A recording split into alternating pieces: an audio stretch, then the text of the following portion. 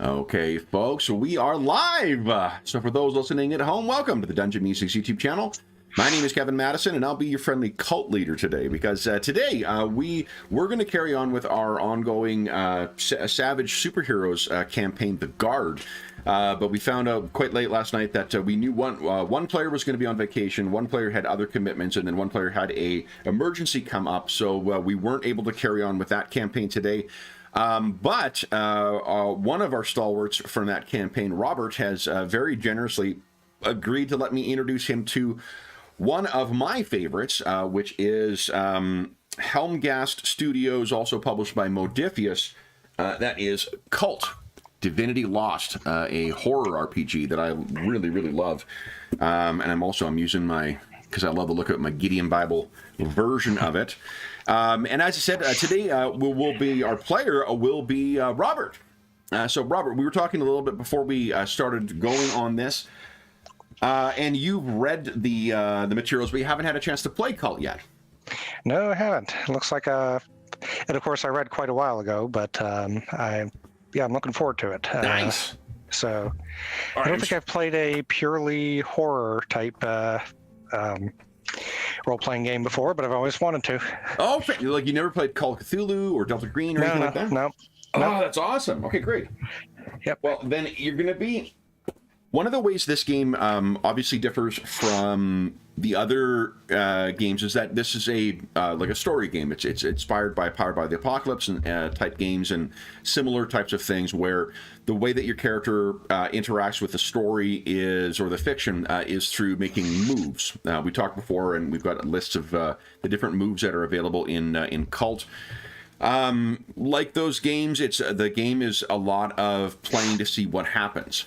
So for those listening at home, we had very little notice of this, so we're going to kind of just, we'll see. One of the strengths that I think of this game is that you don't necessarily need to have a clearly set out path.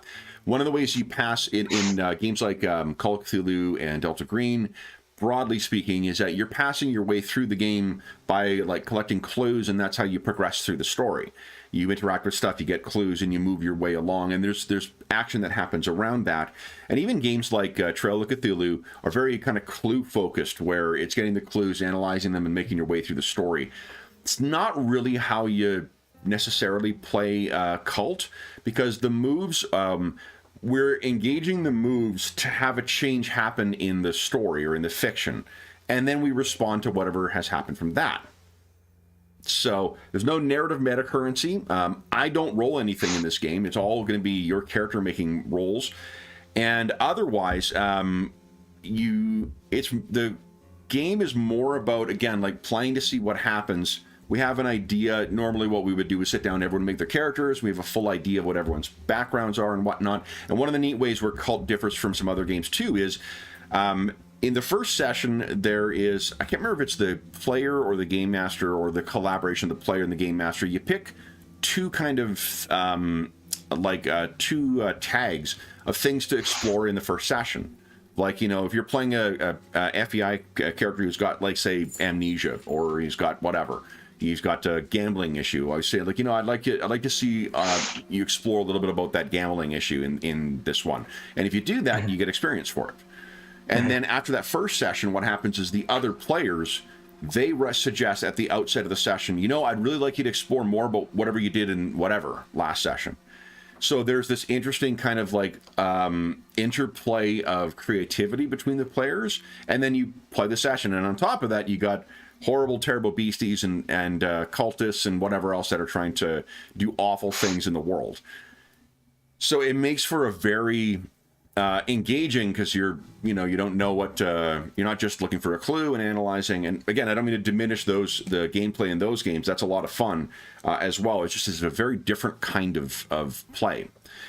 So where we're going to start is we'll take a look at your characters' backgrounds. So yeah, Kev. So part of the problem is now anything I'm pulling up is blank. So.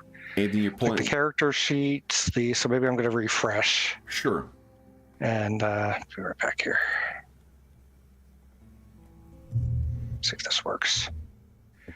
Okay, let me try now. Okay, that's looking better. All right, got it. Good. Yeah, like everything I was pulling up was blank. I was like, wait, I know the advantages had something on them. Okay, got it. Okay. All right. Oh, you may need to turn your camera back on too. Oh, got it. That's over in the settings. No, you just in this one we're using the newest version. You just need to click on the avatar. Oh, okay, got it. Perfect. Okay. So let's see here. Let me take a look again. Your dark secret, which informs kind of how your character got involved with the strange stuff that makes up the setting of Kult, is a cult experience. But that's not going to be important for today. You got Stalker and Rival. To be honest, neither of those is going to really matter for today. But I'm going to suggest, let me take a look here, that we use the, let's hear a different,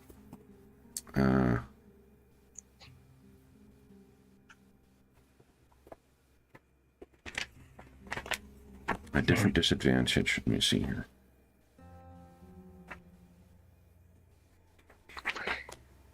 And that'll be repressed memories. So why don't you give us a 2d10 roll, not exploding, just the dice don't explode in this game at all, so I can... Okay. Oh, hi. Good, bad, or I don't know if high or low. 14 is good. No, like so the because you use d10s in this game, it's like 9 or less is the less optimal result. 10 to 14 is the mid range where like some success, some setback, and 15 or higher is free and clear. So here's what we say: the memories partially resurface, taking the form of flashbacks, and each disadvantage has different things that trigger them. Some you do right at the start of the game, and they might give me what's called hold. It's like my bullshit negative meta currency. I get to spend hold to do shitty things to you guys, or sometimes it triggers at an action. So here's where our scene opens. Oh, let's see. Before we do that, let's quickly talk about your 3 advantages. This is another thing I like about this game is that you've got, you have kind of like special abilities that other characters simply cannot do. You have Analyst, which allows you, when you use the Investigate move, there are some additional questions you can ask me to get further information. You've got Field Agent, which is like, you've been in a firefight before as an FBI agent. That's incidentally what your character, I'm assuming, is an FBI agent. So at the start of a session, a contrast to the hold are edges. So you'd make a check on your field agent, it would give you some edge, and then it tells you what you can spend that edge for in a violent encounter. Okay. And then there's Burglar. Burglar is a special move you get to make using Cool. And then it gives you different, same thing too. A lot of these are, you make a roll, you get a number of options, and you choose which of the options from that special ability you choose. The edges generally don't just give you flat bonuses to things, or advantages. They give you things that other characters can't do, which I think is a neat way of mechanically differentiating the characters. Yep. So, where our scene opens is in perfect blackness. You are very sore, particularly the back of your head. It's completely black, except for a tiny, you're on your side, you're in a cramped space, and there is a tiny bit of light that seems to be coming through 2 spots from where you're looking. In the area you're in, towards your head, there's a little bit of light coming through at the very corner of wherever you are, and towards your feet, there's a little bit. It isn't an even basis. You're on top of some things as well, and there's a stink in here as well. It smells like gas, gasoline, not overpowering, just that there's a scent of it, and grease in here too. What do you do? So I'm lying down, and you said so there's like a light coming in towards where my feet are. Yeah, like this. Whatever is on top of you is right above you, and if you put your hand up to feel it, it feels like metal. All right. And then like right ahead of you at your feet, if you're on your side, at your head and at your feet, there's a tiny bit of light that seems to be coming in from in it. There isn't a source that's there. It's light from elsewhere that's coming through, but it's very, very, it's only the fact that it's so dark in here that makes you appreciate the little bit of light that's coming in. Okay, so initially I tried to expand a little bit just to see if I can get the sense of the constraints. I mean, it's a box I'm in, right? Basically. It's actually not. It seems to be more, because it goes back a bit and you're hitting, there's something else that's in there and maybe it's boxes? Okay. Are you in the trunk of a car? Okay. And at that point is where your memories are going to trigger. Okay. And what I'll ask you to do is to make a keep it together roll. So this will be, all the moves are linked to one of the attributes around that little diagram on the character sheet. This is a willpower roll. Okay. And if you're on page 2 of the character sheet is where your stability is. Your stability should be at the very top right now. You haven't lost any stability yet. Okay, great. So if I click on the keep it together thing, then that should make the roll? Or it might ask you for a modifier. Oh, that's probably what happened. Yep, there it is. That always ends up... Okay, so no modifier. Modifier. 12, success with complications. Okay. So, the effort instills a condition which remains with you until you've had time to recuperate. So, which of the following do you think Mike is feeling? Angry, sad, scared? He has a brief recollection of being hit in the head and being forced in here. And he has no recollection of what he was doing before that? No. Okay. In that case, he's probably, I would guess, a little bit scared. Scared, okay. So if you go to the second page, and now move your stability down by 1, and there should be a place to put down conditions. Okay, sure. Now, stability doesn't directly affect any dice rolls or any moves until you get to a certain level where it starts affecting your ability to keep it together. Okay, great. So stability is... top left, I believe, on the character sheet. Oh, I thought it was under the attributes and abilities, you said? No, it's on page 2. Oh. Oh, of the character sheet. Got it. Okay, so there's 2 pages on that. Okay, got it. And stability is then... Should be starting at composed, and then you're going to move it down by 1 to uneasy. Okay. Actually, it has conditions, so could I just click on that? Scared -1 ongoing, and that would take care of everything? Or no? I don't know. Try it. I don't know if they've updated the sheet since last time, if it automatically... Yeah, I did. I clicked on it, and it says scared -1 ongoing. Now, where's my stability? Okay, and I can get rid of your head injury. You don't have... You're not injured right now. So stability is now on page 2? Yeah. Underneath wounds. Underneath wounds. Got it. There you go. Got it. So you it were should be composed. Yeah, you're down to uneasy now. Okay. There you go. All right, then. So, yeah, you have a vague recollection of someone clarking in the back of the head. You don't hear the car running, so that doesn't seem to be the case. But what would you like to do? Check to see if any of my equipment is still on me. I would doubt it, but that's his first reaction. You feel see if down he has to anything. where your service weapon is, and that seems to be gone. Okay. You don't have a vest on you. You feel on you, your ID seems to be gone as well. And if you're feeling around back here, oh shit, like this actually might be your car. Okay. I think you were in the midst of moving, and some of the boxes are stuffed in here. You just haven't finished unloading them. Unfortunately, apart from a tire iron back here, there isn't likely to be anything else that would be directly of benefit.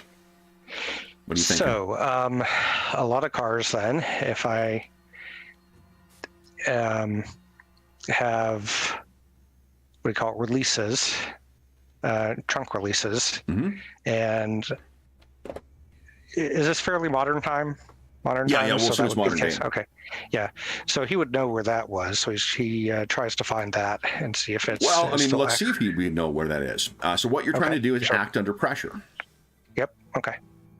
So why don't you give us an act under pressure move? And that's under character sheet also? Yeah. Page 2.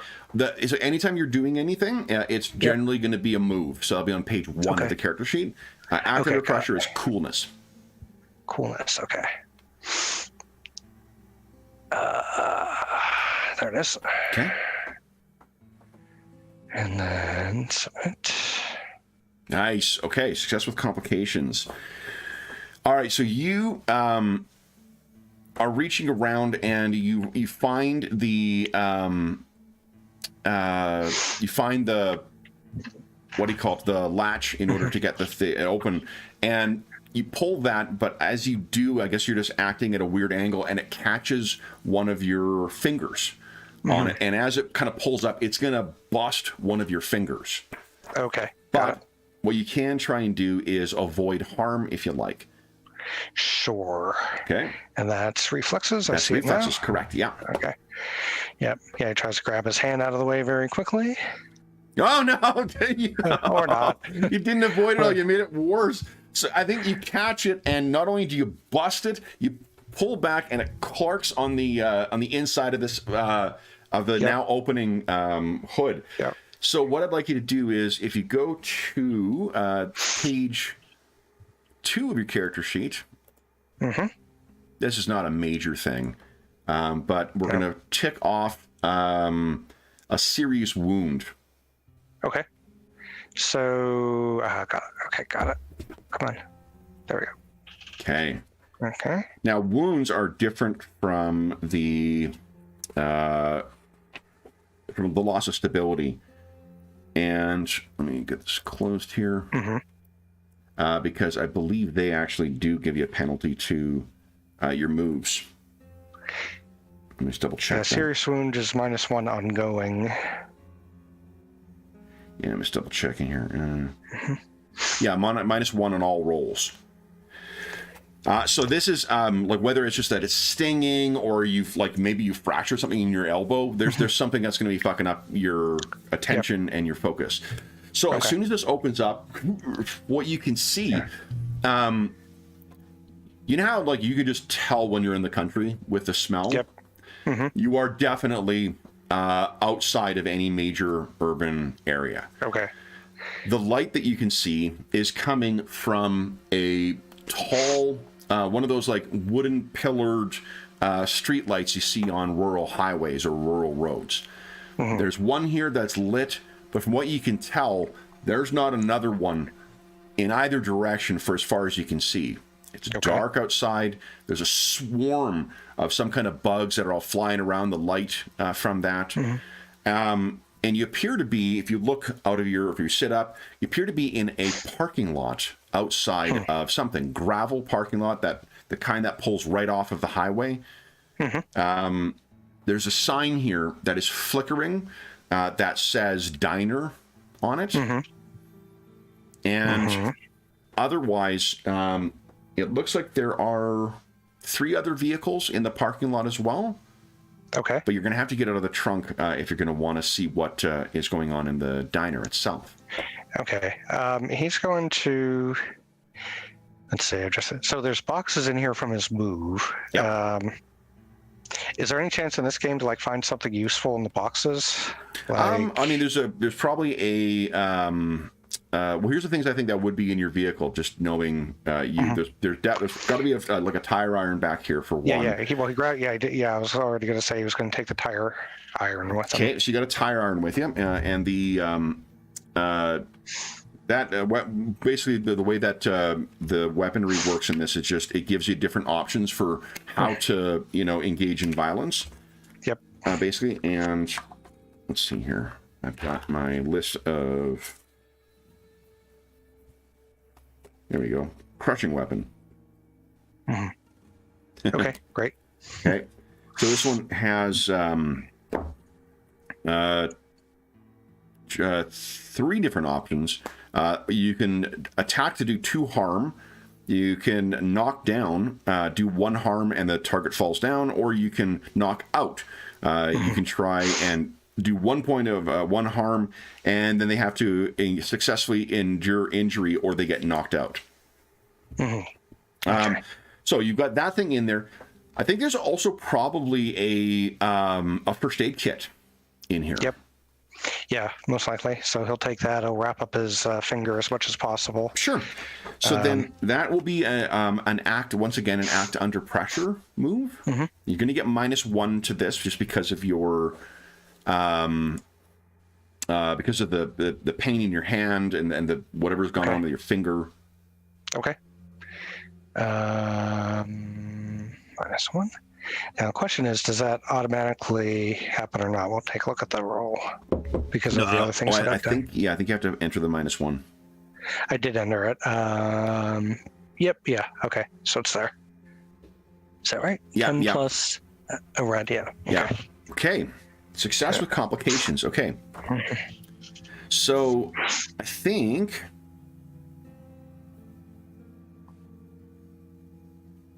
What you've had to do is the first aid kit itself.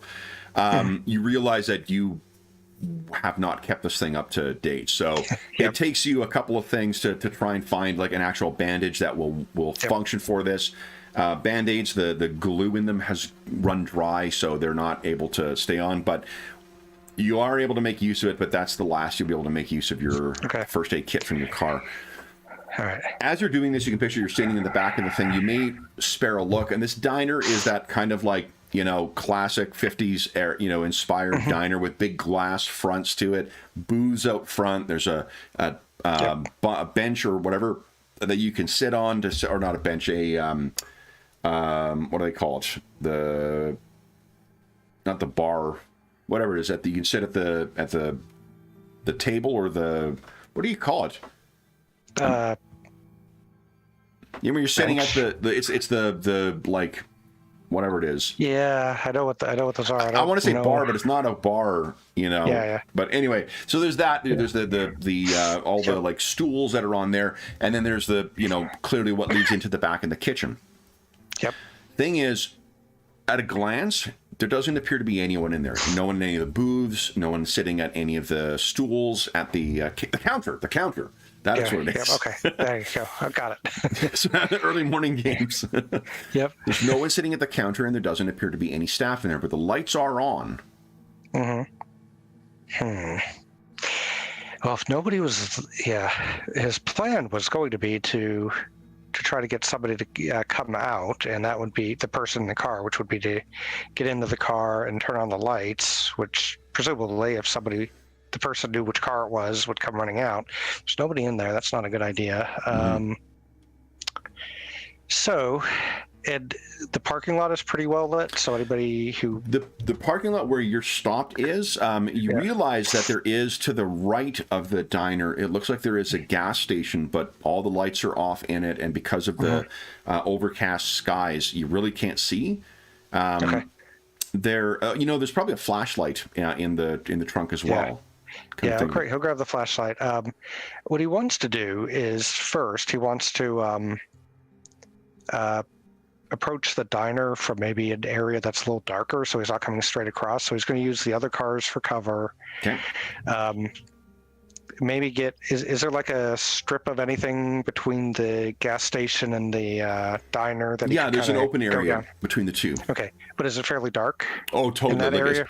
Basically, you can picture that, like, if you were to look at this from above, there's the illumination that comes from the street light down, basically almost direct, like, whoever was driving your vehicle parked it almost directly underneath that light. Yep, okay. And then outside of that, there's the light spilling out from the front of the diner. But pitch blackness when the windows end and pitch blackness all the way back. You can hear the sound of rustling trees. Okay, so he's gonna back up towards the highway. Okay. Nothing's coming out the highway until it's darker, and then he's going to use the other cars for cover. Okay. So as you reach the highway, you get out of the gravel from this, and you reach the highway itself. And you know how there's the difference. This is an American reference, I guess, but there's a difference between local roads and highways and freeways. Yep. This is for sure something that was like a local highway that nobody uses anymore because it's in just terrible state as you step on it. Yep. Okay. Great. And so so kind of staying low. So he's behind the cars. He goes along those as long as possible to keep that between him and there. And then he basically goes as fast as he can towards the really dark area, and then starts cutting up between the two, between both the gas station and the diner. He's mostly focused on the diner. He'll spare a look over at the gas station once in a while, but he kind of wants to get around to the side and then the back to see if there's any windows or anything back there. Sure. That he can look through. So as you make your way to the highway, you notice the state of it. You're easily able to kind of run along the side, staying on the edge of the light. And as you're running along too, there's the omnipresent kind of rustling of the trees off in the distance. You get to the point where you can cut along to the right side of it, and you can hear your footfalls and the gravel as crunching underneath your feet. And you think you hear, it sounds like wood on wood to your right, kind of quack. So in the direction of the gas station. The direction of the gas station. Okay. He stops. The flashlight is still. He doesn't have the. Well, yeah, he would have had the flashlight on to avoid falling. So he kind of keeps it aimed towards the ground. And he's just kind of like glancing that direction to see if he can kind of sense any movement or get a distance on. Oh, what he can do. Here, let's do this. Yep. Know what he should have done? He should have looked in the front seat of the car to see if his stuff was there. Why don't you observe a situation? Sure. So that'll be a perception move. Alrighty.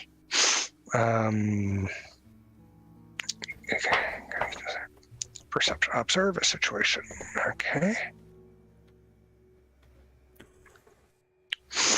Okay, so then what you get to do is you get to ask one question. And normally when you ask the question, you get to then get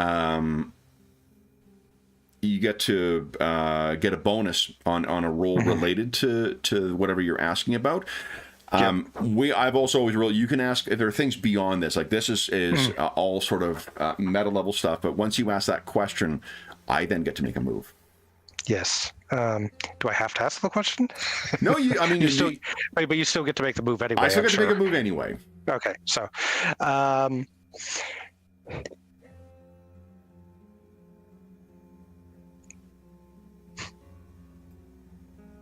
guess I actually kind of like the last one. Like, what seems strange about this? Like, what seems strange about this is, I guess for one, like, why on earth would you have a functioning diner but not a functioning gas station? Like, that's the only. People need food when they're driving these back highways, but like the gas station is a primary thing. And if anything's going to be open, why is that not? Yeah. What time of night is it? Does it feel like?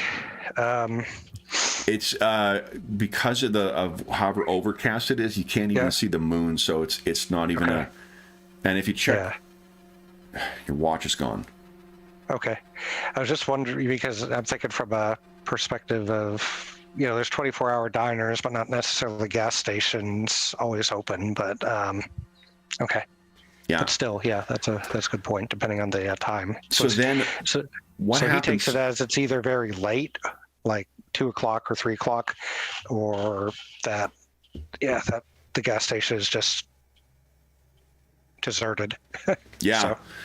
So what you hear is the sound of something falling off in the darkness towards thee, like the sound of like a tree, and like, and then you can hear something large is panting and running towards you.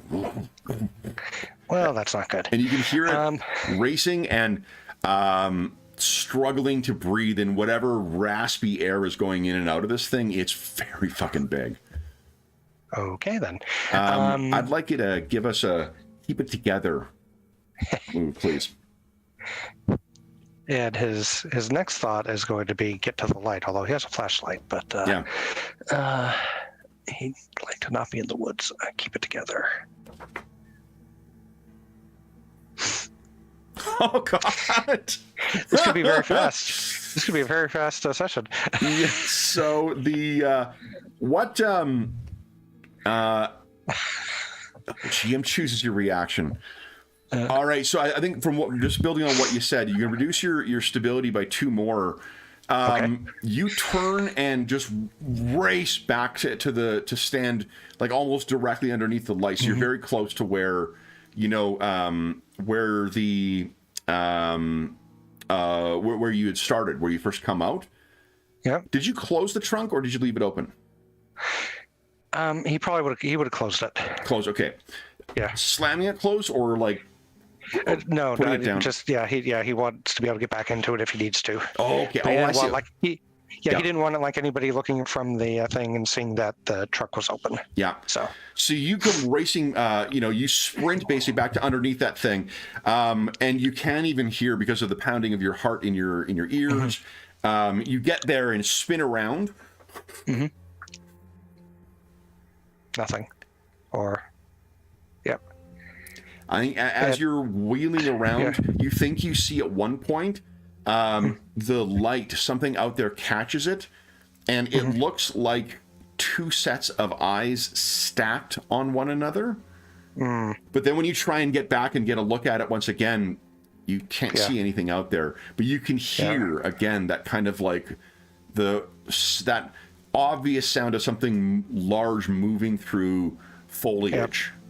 Okay. But when you look over, all you're seeing is washed out, bluish, overgrown brambles and bushes and whatnot. If there's a like highway services department here, no one's been here in decades. Okay. All right. So he's going to try to get into his car. Okay. I don't know if the doors are, he tries the doors first, see if they're unlocked. Doors are unlocked. Okay. So he gets in, doesn't turn anything on, and he's basically looking for like maybe a bag that has his stuff in it, like they took from him, or nothing you can see. And do you think Mike is the kind of guy or kind of agent who would keep a backup weapon locked in his glove compartment? Oh, I'm sure. Yeah. Okay. I mean, so, but he doesn't have a key probably. So, given the circumstances, he takes a tire iron to it and busts it open. Sure. Are you trying to be quiet at all, or at this point, are you not? Well, let's see. Tire irons, I'm trying to remember. They're just, they're, it's not like a crowbar, so he has nothing to wedge with. He's probably not trying to be that quiet because I don't think a tire iron would work without just bashing something. Yeah, so you just take it, you smash the thing open. It takes you a fair amount of effort, and I imagine what do you think you're sparing looks at the diner at outside? Yes. Because like one of the things that would be, it's easy to forget how claustrophobic cars can be, right? When you're panicked, right? So you're inside this thing and you're looking behind, you're looking to the side. There would be, there's still that sound out there. So you're probably getting more panicked and more, agitated trying to get in there. You finally smash through the thing and you pull it open. The holster is in there. The weapon is gone. Okay, great. So how do they get it? Well, I mean, if they have my keys, but all right. Just trying to remember if he can hotwire a car. I don't think you've got. Let's see. You got burglar. What is this? Yeah. Just give you any options. But that's probably not hotwiring a car. That's yeah. I kind of like the combination. Not that we're using it, but I like the combination of stalker plus burglar. It makes me wondering what the heck he. What the heck his night job is. He's Batman. But you smash in there. Tell us what's Mike feeling when he gets in there and sees that backup weapon is he gone. probably spends a little bit of time cursing. Fuck, shit, crap. Okay. And he's definitely not happy, but I think at this point, he's going to try to take a few deep breaths just because he, as an agent, he probably recognizes that he's beginning to become ineffective due to the emotions. So do you think there's anything that one second here.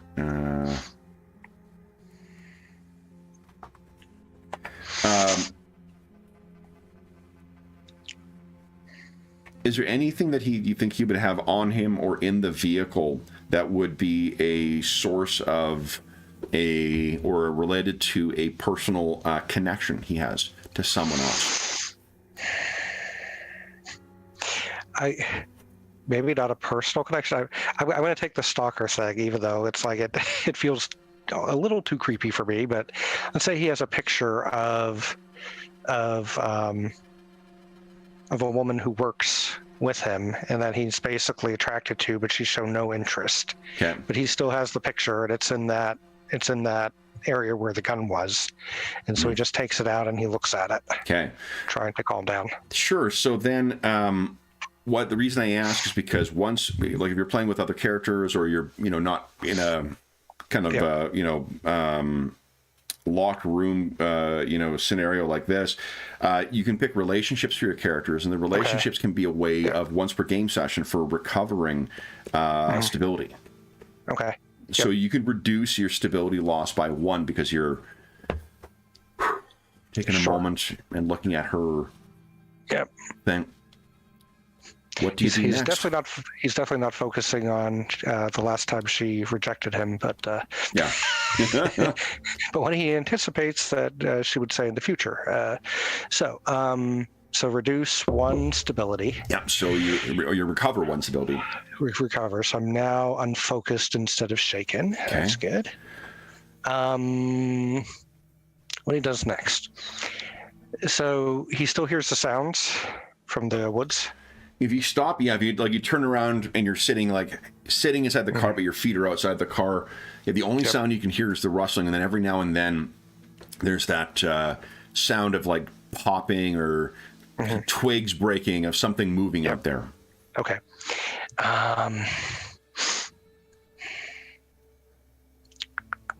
He's going to. See if this guy was a tree. I don't sense him as a completely conservative person, because otherwise he would have backups for just about everything, including keys and a cell phone, and that wouldn't be fun.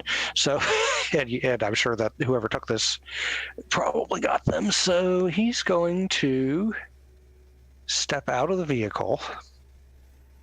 He's going to try the left-hand side of the path to the diner. He's going to kind of stay in the shadows. He's not going in the complete dark at this point. He's definitely not brave enough to do that. So he's kind of like crab walking, basically. He's sidling towards it while keeping an eye on the woods that he was in. So you, because on the left side of the diner, it looks like if you look, bring your flashlight over. It looks like there is a gravel road that cuts off of the highway. Okay. And then it kind of runs along. If you're following with a flashlight, it runs along the side. There's a gap between it, like there's a, that kind of like, concrete filled but overgrown field, that abandoned field you'd see in some towns. Like an undeveloped brown field, as you were. There's a road that seems to go up, like kind of winds off from the highway and then back and around the back of where the diner is.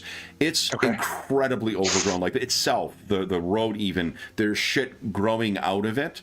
So it like nobody has serviced this thing or done anything, but it seems to go around and then it goes behind where the thing is. And your flashlight, as far as you can see, is just really thick. Woods as well. Deciduous trees, by the way, not conifers. Okay. At this point, I think he wants to be inside and figure out what the hell's going on. So nobody's in the front of the diner. He walks towards the door kind of quickly, and he tests it to see if he can open it. It opens up, and there's a ding. You kind of wince at as it's opened up. Big glass doors, but here's the thing you see as you're going up towards it. You have to go up a couple of steps to get in there. You can see 2 things of that, but probably of interest to you. 1, your service weapon is sitting on the counter. Okay. And it looks like there's a little bit of a stain next to it. Okay. But on the ground, there is a smeared puddle of blood. And it looks like something has been dragged through that blood, clearing up most of it. Towards the left, and then around the side of the counter. The counter all inside here has otherwise kind of a faded baby blue kind of coloring to it, with that chrome accent that's so popular in diners. The white countertop with a little like speckles in it. You think that maybe the little bit of smear or smudge next to you where your weapon is, that might be blood as well. Okay. So as he opens it, the other thing he's looking for, he notices those two things, is if there's a phone anywhere nearby. If you're looking around, there is a payphone on the far right. Right, of course, he probably has no money. Yeah. And it's that but there's old probably ways to school get money kind in of, here. enter coin kind of stuff. So you see all this as you're sort of pulling the door open. What do you do? Well, he's going to go for the gun.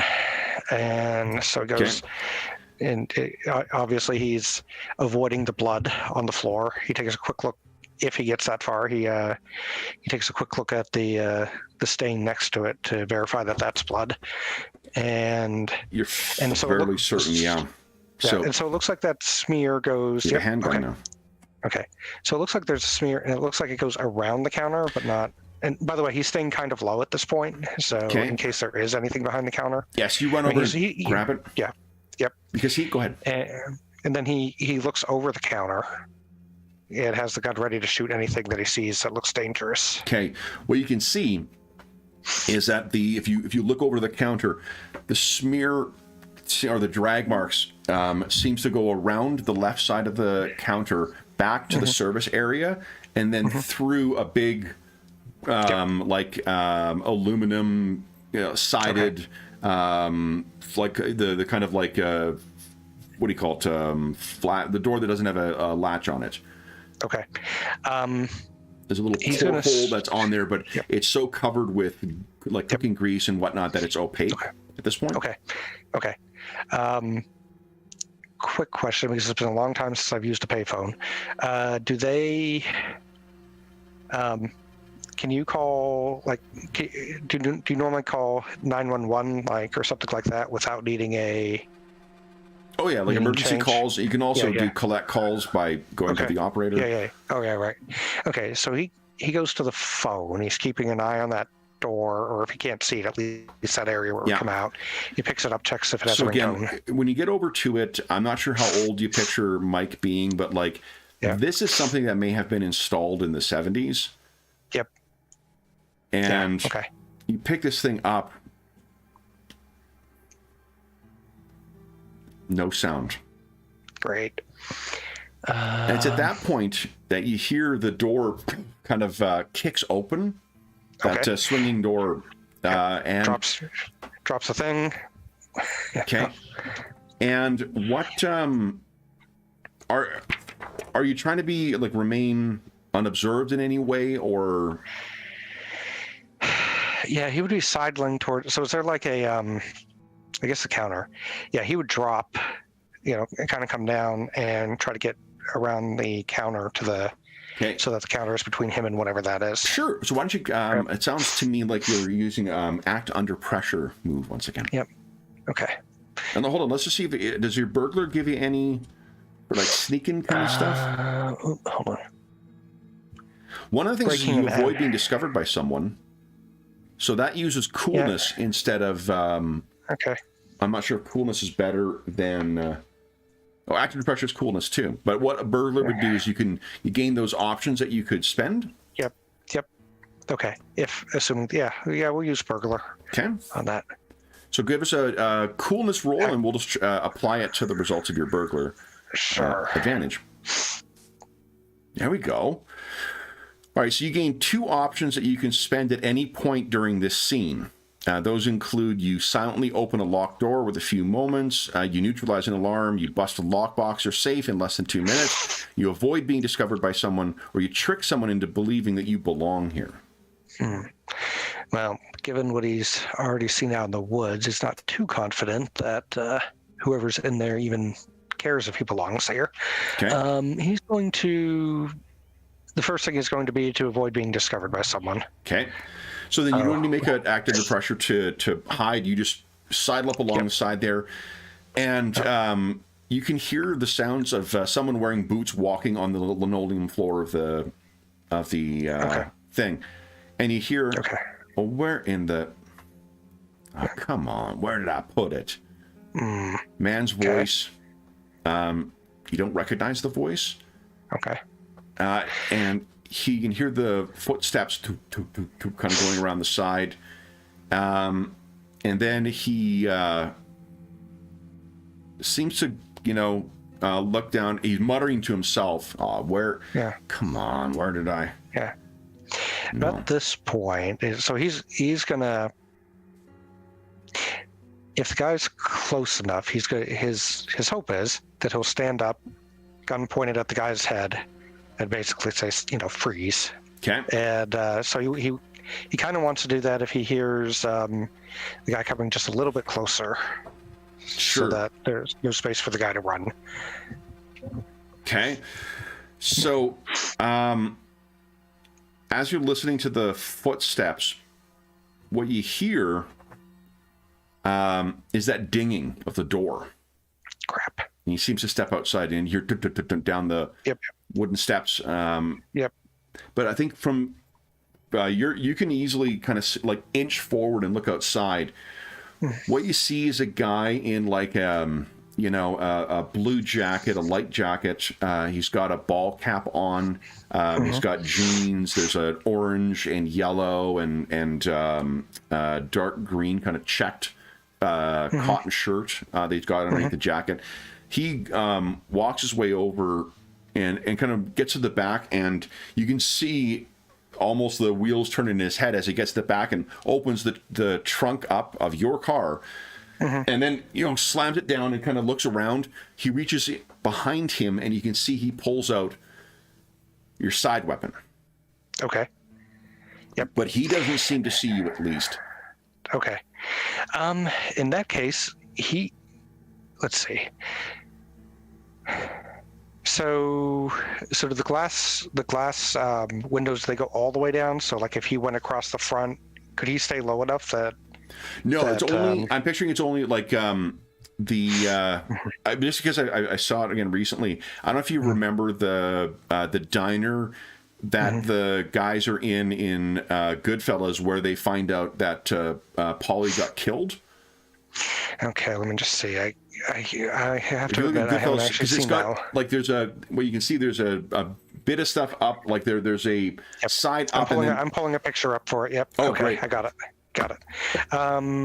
Okay. There's big glass. You see how there's the big glass walls in it, but it goes down to about the height of the what do you call it? The benches or booths. Yep. That's where it would stop. Okay. So what he's going to do, he's going to stay low. So of course he can't. Well, sorry. He's going to wait a second. He wants to see if the guy starts coming back towards the diner. You can see he's down low and he's looking back and forth from it, and he's actually starting to call out, Mikey. Mikey. And does the voice sound at all? Does the voice sound at all familiar? Not at all. Okay. He has no interest in going back out there right now. So Mikey, what you hiding for? He doesn't have a southern accent. I don't know why I'm insisting on doing that, but where are you? All right, Michael. He's going to wait probably maybe about 5. He's not planning. He could wait about 5 minutes. If the guy's just continuing to call out, then he's going to. Well, and this guy is sort of like nondescript white man type. If you think of Clark Gregg, the guy who played Agent Coulson in the that's what this guy would look like if we were casting him in our film. So all right, he's looking around. I'm picturing that your side weapon is a revolver, like a small little snub-nosed revolver kind of thing. And did you get your gun, Mikey? It's not going to do you any good. There ain't any bullets left in it. So why don't you just step out? Be a good BB. Yep. So that's what he probably should have done at the beginning. So he checks the gun. Okay. For if the bullets are in there. I'm going to ask you to act under pressure for this. Sure. I imagine your hands are shaken a little bit at this point. Yep. You don't have the penalty from your wound anymore because you've stabilized it. Okay. Oh, so should I remove that then? Just click. There's a little button next to it, or a tick you can hit there where it says it's stabilized. Oh, okay. So how did you add wounds? I think I clicked the stabilize to begin with. If you click in that area, you can just enter in, what the wound is. Okay. Yeah. Got it. So we're going to say finger broken. Yeah, a busted finger on dominant hand. Okay. So, act under pressure. Act under pressure. There it is.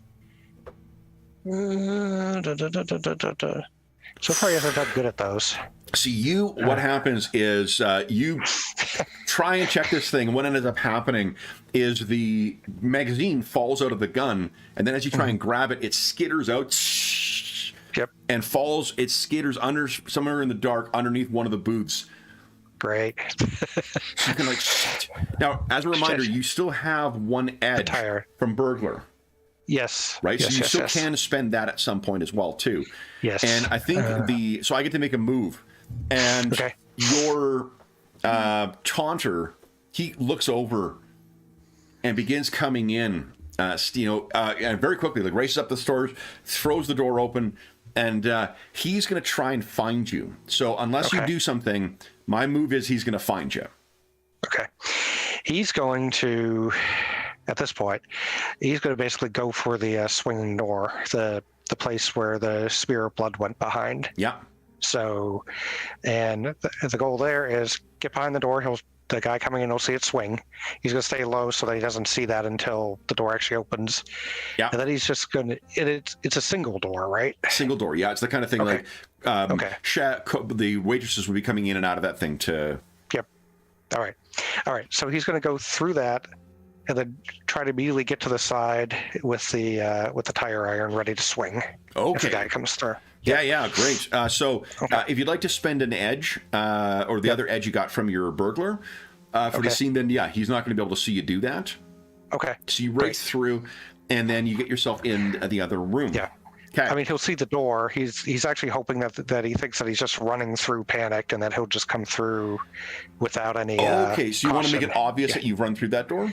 Yes. Okay. Yeah. Yeah. So you bang through there, and then you step on the side. All right, so then he is, it's exactly as you think. Is that you, Mikey? And he comes running out, and then if you'd like to engage in combat, now, your field agent ability works very much like your burglar one, where you make the roll, and then that gives you some edge you can choose to use. Okay. So let's do the roll plus violence. Okay. And... let's see how much you got. Roll plus, where's my violence? It's not that great in it, but come on, can we actually get a great roll for once? All right, so here's what you get. You have 2 edge that can be spent during this scene. You can take cover, which is avoiding a ranged attack by diving behind an object or person. A chokehold, lock a human opponent in a grip they cannot get out of using 1 harm. Disarm, remove an opponent's weapon in close combat. Or improvise weapon, execute a lethal close combat attack with a seemingly innocuous object. Okay. I'm actually not going to use them unless I have to. So with how would I go about knocking him out? So you said that's one of the possibilities from the club that the tire iron that I have. Yeah. So the tire iron is it's flat out. If you're successful in your move, it knocks him clean out. Okay. So that's what he would be aiming to do. He wants to knock this guy out. Okay. So he's basically aiming about head high. As soon as he comes through the door, it's a swing at the. Awesome. All right. So you got yourself there. Your have you holstered your service weapon? Actually, you know what? I kind of think he did to convince the guy that that because he lost the magazine anyway. Yeah. I mean, there might be bullets in the round. He probably tossed it to make it sound like like something was still moving further away. Okay. So, So he's clattered over to the left side of the diner. Yeah. You raced around. You burst through. He's like, I found you, Mikey. Yeah, and as he's coming through, go ahead and give us an engage in combat roll. Okay. Or move. All right, that's what is. Does Oh, violence. boy. Yes, that is some violence. I should have just done that the first time, but anyway. Where's the submit? You see all this before. Okay. There you go. You see all this before me because of the way I do it. So it's like I can tell if I'm. So yeah, as he's swinging through, or as he comes bursting through, you fucking clark him right in the back of the head, and in a very anticlimactic kind of way, he just slumps to the ground, and your service weapon hits the ground, or your other one hits the ground and scatters off somewhere into the kitchen. Okay, but the kitchen is lit. Kitchen is lit still. Yeah. None of the appliances or like the oven or the deep fryer or whatnot are on. Yep. But I mean, it smells like a diner kitchen in here. Yeah. So he's going to take no chances. He's going to, if either he or the guy has a belt, he's going to use that. If he can find something else that he can use to tie the guy up, he'll do that. Okay. He also kind of checks the guy to see if like the guy has his handcuffs. I don't know if FBI field agents have handcuffs. Probably, maybe. Yeah, like as a course of action. He doesn't, but he has. I think he probably does actually have the handcuffs on him. All right, so he basically he doesn't handcuff both hands. He does one of those things where he finds I don't know, some nice pole in the kitchen and handcuffs the guy to it. Yeah. And once that's done, he checks the revolver. He takes a little more time now that things seem to be calmed down. Yeah. Just to see if it's loaded. So it takes you a little bit of searching because you can picture how cramped one of these tiny diner things are, and there's always going to be space underneath because you need to be able to clean underneath there. Yep. So you're able to get it, but it's like you can imagine what the underneath of a poorly maintained diner is like. So it's Yep. You pull that stuff up, and that's when you hear because it's fairly quiet in here, you hear the sound of tires on gravel. Okay. All right. And so has he actually gotten the guy? There's light coming into the diner from outside. Okay, got it. So at this point, though, does he have the guy actually handcuffed to something? He's handcuffed up. He's still unconscious. Got a nasty wound in the back of his head. You've got your handgun. Yep. And it's loaded? Yep. Okay. He cracks the door to look out. What you can see is it looks like there is a pickup of some kind that's there, and it looks as if there are people coming out of it, and it's that thing where, because the light's coming in, you really can't see. What you can see is that doors on either side of the pickup have opened up, and it looks like someone jumped out of the box, out of the back. Out of the box, okay. All right, so he keeps observing them because if they just act like normal people coming to a diner, his plan is to use that burglary, the second edge. Oh no, he used the second edge already. I was gonna say he was gonna attempt to pretend he belonged there. Yeah. Could he do the burglar again, or just once a scene? Typically, when you're, let's see here. Or once a session. Yeah, it's not a once per session. It's kind of once per scene. And I think we're still in... Well, I'll tell you why this may not be a concern of yours, because as soon as they walk around into the light, you can see that they are... at least two of them are carrying shotguns. And one of them is a woman who isn't carrying any weapons, but just the stern look on this mid-40-ish woman's face is a little scarier than what her armed companions are. 3 people in total, and you're able to spot them. I think you're going to need to act under pressure to avoid being seen here, because we're just trying to peek out. Yep. Act under pressure. Sure. Where'd it go? There it is. Coolness.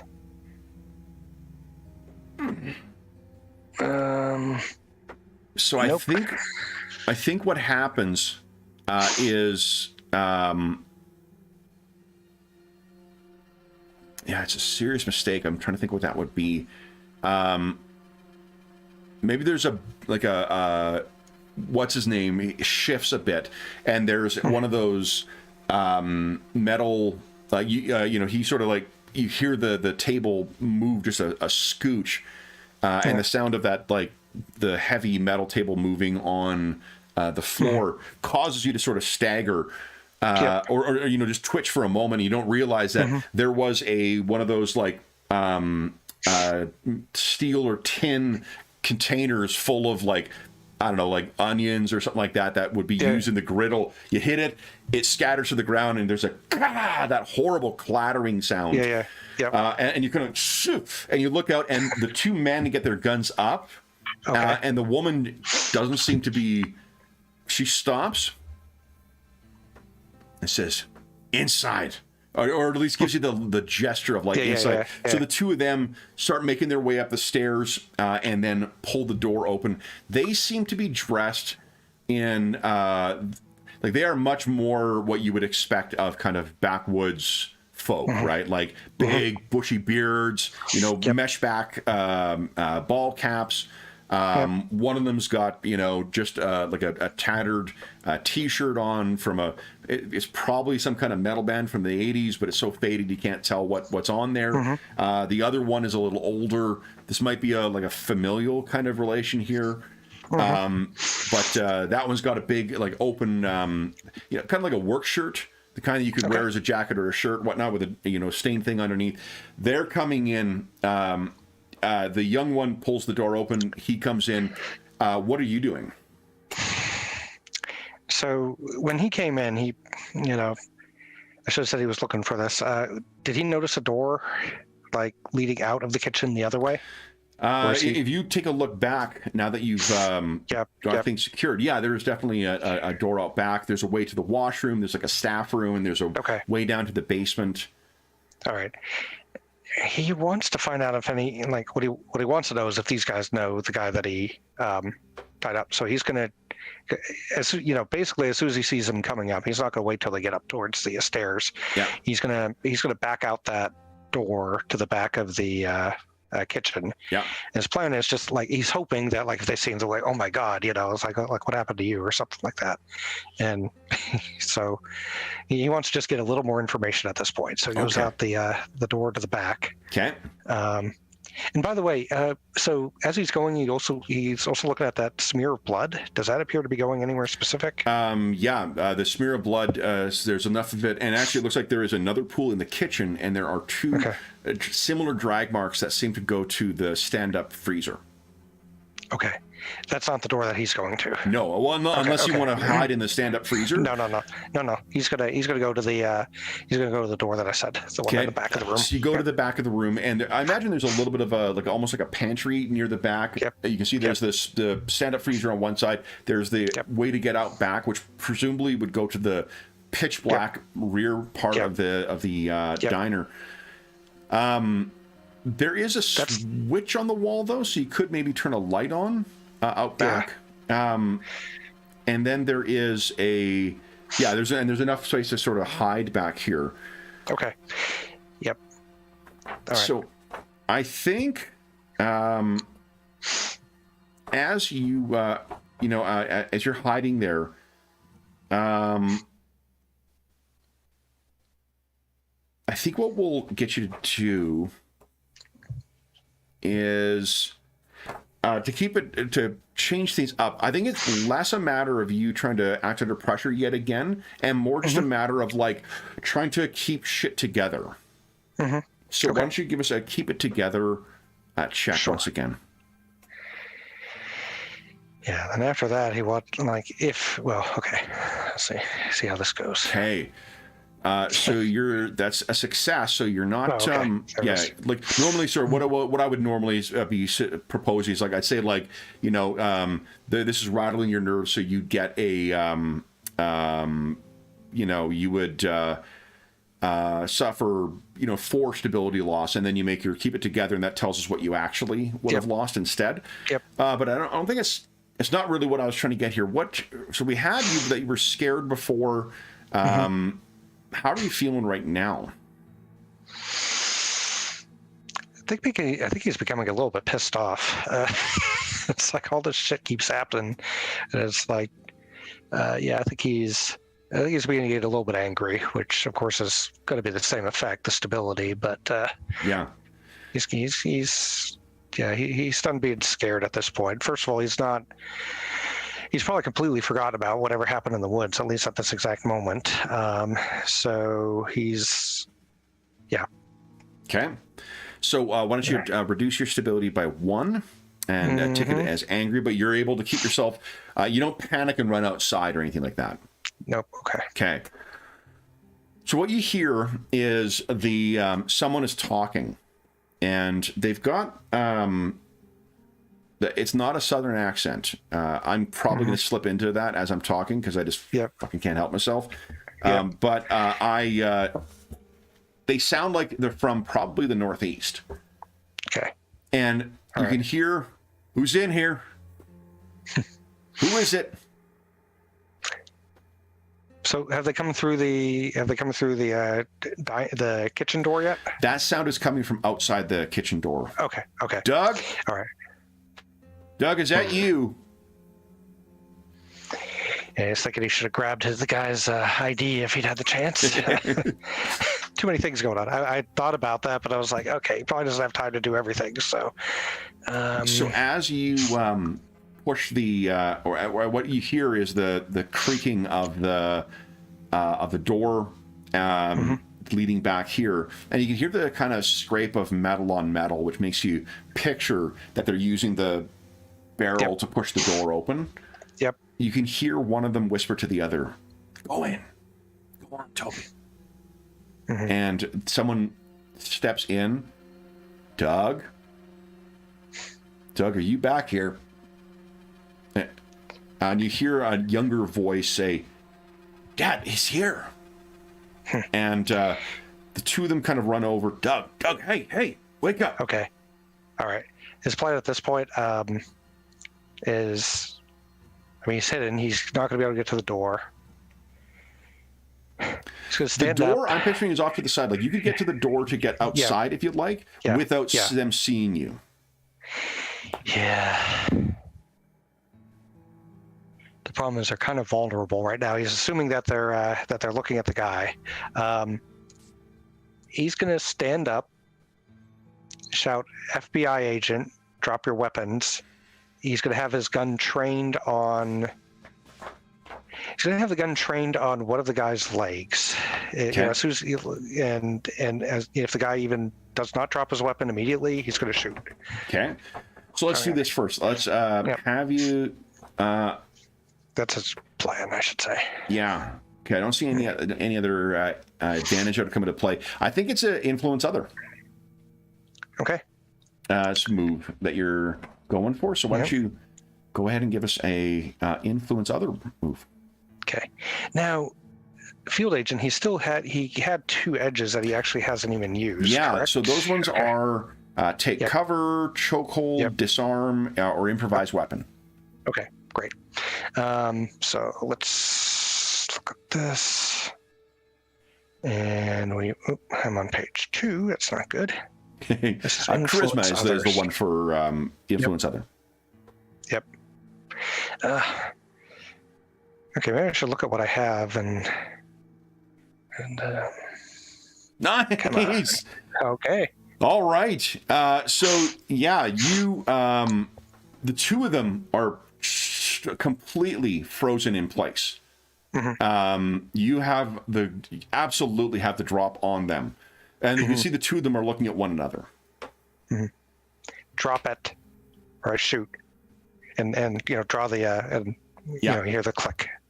So the two of them look at one another, and then the young one first, and then the father both place their shotguns on the ground and put their hands up. Yep, kick him over here. They both sort of look at each other, and it's a bit of a process, but they're able to sort of tow them over towards you. Yep. Okay. He takes let's see. So the woman is not. Well, the woman might be inside and hearing all this. All right. He kicks the shotguns behind him. He steps so he can also kind of keep an eye on both them and the door. And he says, "Who are you? What's going? Who's Doug? Why did he take me?" They look at one another. Who are you, FBI? I'm the guy that your brother took, or whoever this guy Doug is. Doug had me in the back of his car, and back of my car, in the trunk. Give me 1 second. I want to grab one reference thing here. Yep. He's not going to continue the interrogation too long because he knows there's somebody else out there, but Yeah. he's hoping to rattle them into at least saying something he can use. Okay. What, Ooh, my intuition sucks.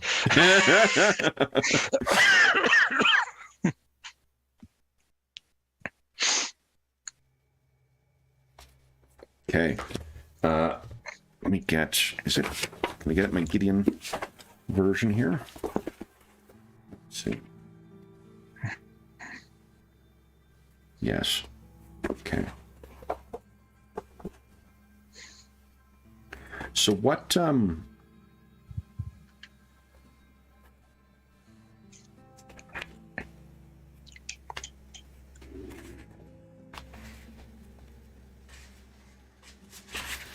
says them.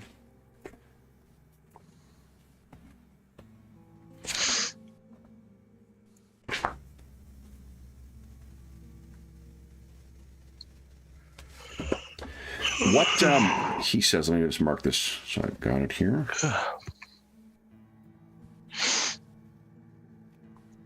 They say you shouldn't be here. No shit. The younger one choice. says he's maybe the one. He might have been the one who was looking into Doug. And the other one looks up. Is that true? I don't know Doug. He knows me apparently, but I don't remember him. At this point, he stops talking to them and he calls out. He's like, "Hey, lady, got your." He takes a guess. He's like, "Husband and son in here. Get in here, or I start shooting." And you hear a voice from the other side. And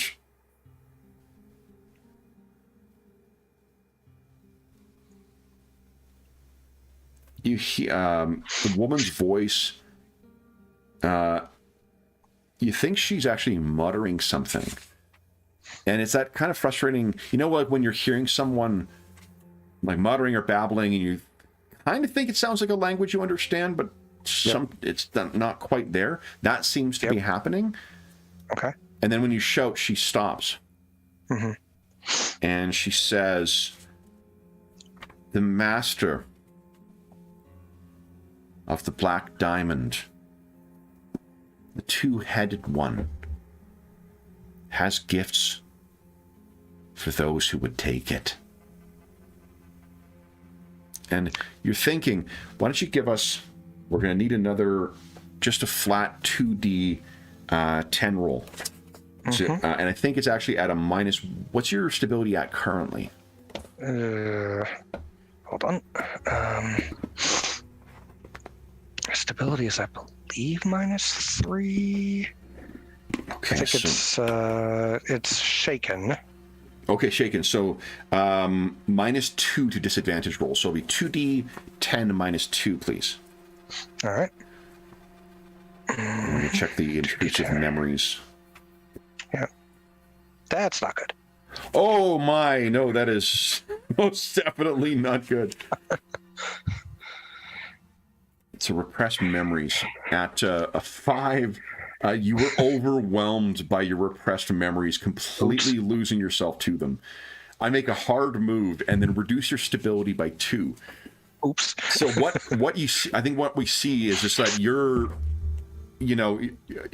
suddenly remembering some of what has brought you here.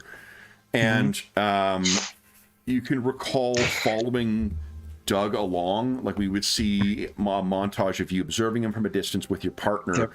And your partner. Why haven't you thought of your partner yet? Hmm. And you can recall there being like, that like the, conspiracy board thing that investigators use, where it's not like Yep. tape or whatnot, but it's the kind of investigation. You can see that this board of Doug and some other people involved, and it's something in, it's calling itself the Black Diamond. And it is some kind of like militia group or some kind of anti-government, cult or conspiracy. So like same type of thing, like an offshoot religion or something like that. So you're saying they're going to completely listen to an FBI agent? Yeah, and you're really kind of spiraling, and the reason you're spiraling, I think, at this point too, is that you realize there's that blood stuff on the ground, and your eyes drift over to the what do you call it? Freezer. To the Walk-in freezer, and you're like, my partner. Where was my partner? Why? Yeah. And at that point, two things happen. One, I get to make a hard move.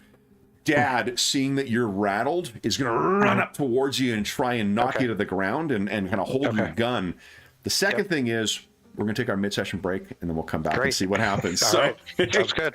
We'll be It's a lot of back fun. momentarily, folks. Yep.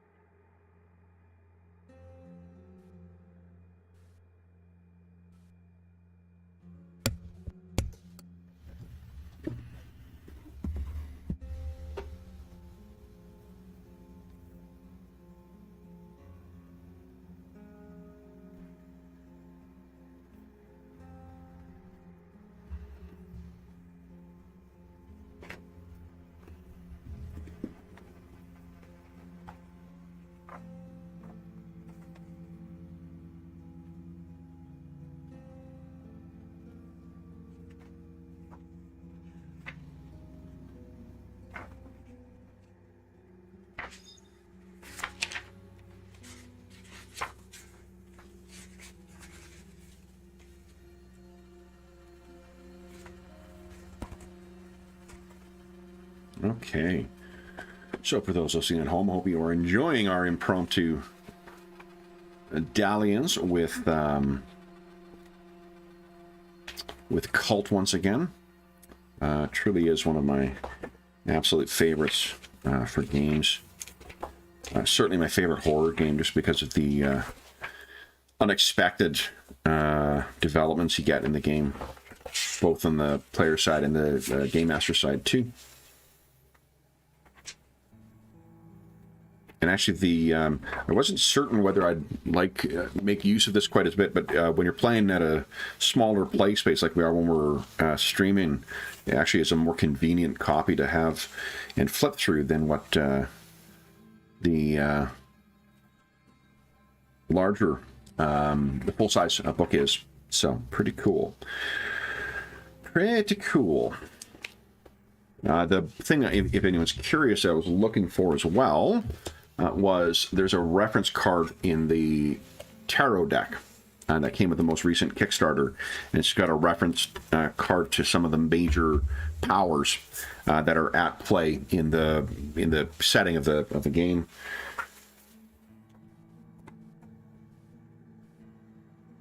Let's see here.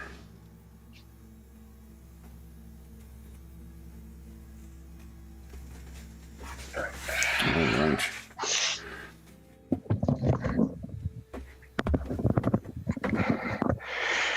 Had to grab the only coffee that I drink, which is these iced things. It's like I do about once a week. Oh, nice. Yeah. So, all right. All right, where we left was you're about to get knocked to the ground and have your gun taken. I'm going to guess you don't want that to happen. No, not really. Okay. So a couple things you can do. For one, you can avoid harm. Because that's what I'm doing. But also, you do have 2 edges from your field agent left to go with. Which is, what is to cover, disarm, to hold. I think I'd let you, so take cover is one of them. Yeah. What I'd either let you do is, you could spend 1 edge to either avoid being knocked to the ground or avoid being disarmed. He's going to avoid being disarmed, so he'll go ahead and get knocked to the ground. So, what it means, that's my move on it, but you can avoid harm. You can try and resist that. Okay, I can still, okay. Yeah. All right.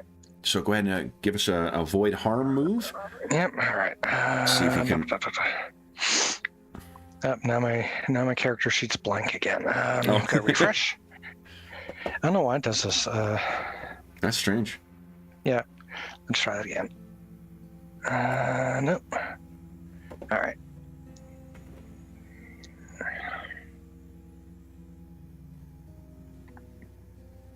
Come on.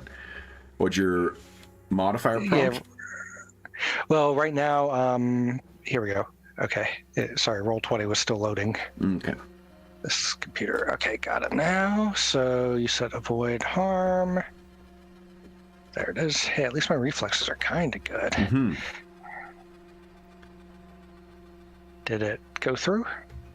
They probably prompted for a modifier. It did, and I hit the submit button. There it is. All right. Complete success. So what do we see as you shake this guy off? Basically, guys coming towards him. He kind of like, like if it was in like a close up of the guy beginning to. I have to join voice and audio again. If it's in a movie or whatnot, and you see the guy beginning to spiral, maybe focusing on his face, then you like see the other guy running towards him. All of a sudden, it focuses on Mike's face again, and his eyes, snap back out of it and look at the guy coming towards him. Yeah. And he basically moves out of the way before the guy can even, really grab him.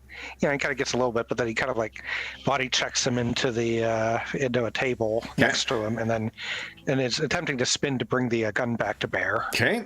So then you can make a move now if you like. All right. He's going to use the other edge. Yeah. Actually, I thought I saw. Let me check that just to make sure.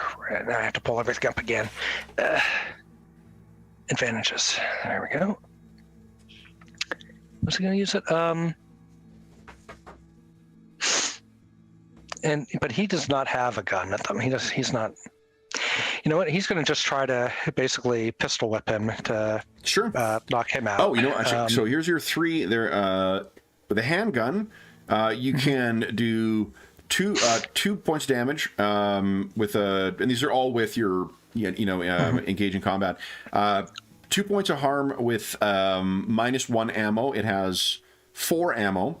You can do overkill where you're just unloading, doing 3 harm at -2 ammo, or you can do multiple targets, -3 ammo, and hit 1 additional target for 2 points. Okay, so there's no chance of a pistol whip to knock the guy out. Well, you certainly try that too. That would be an improvise, I think. Okay, which is one of his edges. Oh yeah, one of your edges. So that you spend an edge to automatically do 2. Yep, but his goal is to knock the guy out. So I don't know if that's possible. We'll use it as if it's a crushing weapon. So you're just gonna try and Clark the guy. Go ahead. Sure. And that's so engage in combat. Engage in combat. Got it. Come on, we're doing pretty well these days. Let's get in there. Oh no. Yep. Figured that was happening. Okay. So you engage in combat. So you try and hit this guy, and he's a little faster. Maybe you're just a little still woozy from your head being hit. His arm goes up and he blocks it. I get to make a move now. So what I'm going to do is the kid is running to scrambling to go and get his shotgun. So he's trying to run behind you. Dad is going to try and wrench that gun out of your hand again. Okay. Would you like to resist that? Yes. Okay. Go ahead and give us an avoid harm move. Again.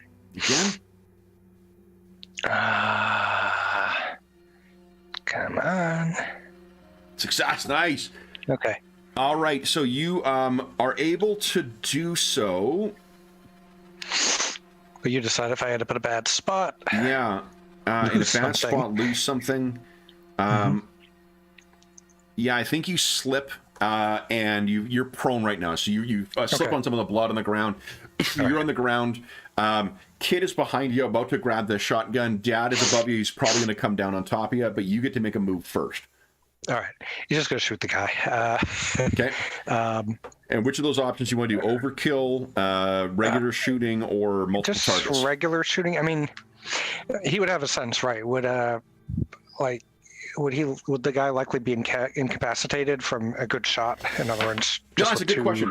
So it depends on the the kind of relative importance of NPCs tells you how many wounds they can take. Yep. Okay. So for this guy, maybe 3 would certainly put him down, but maybe 2 might be enough.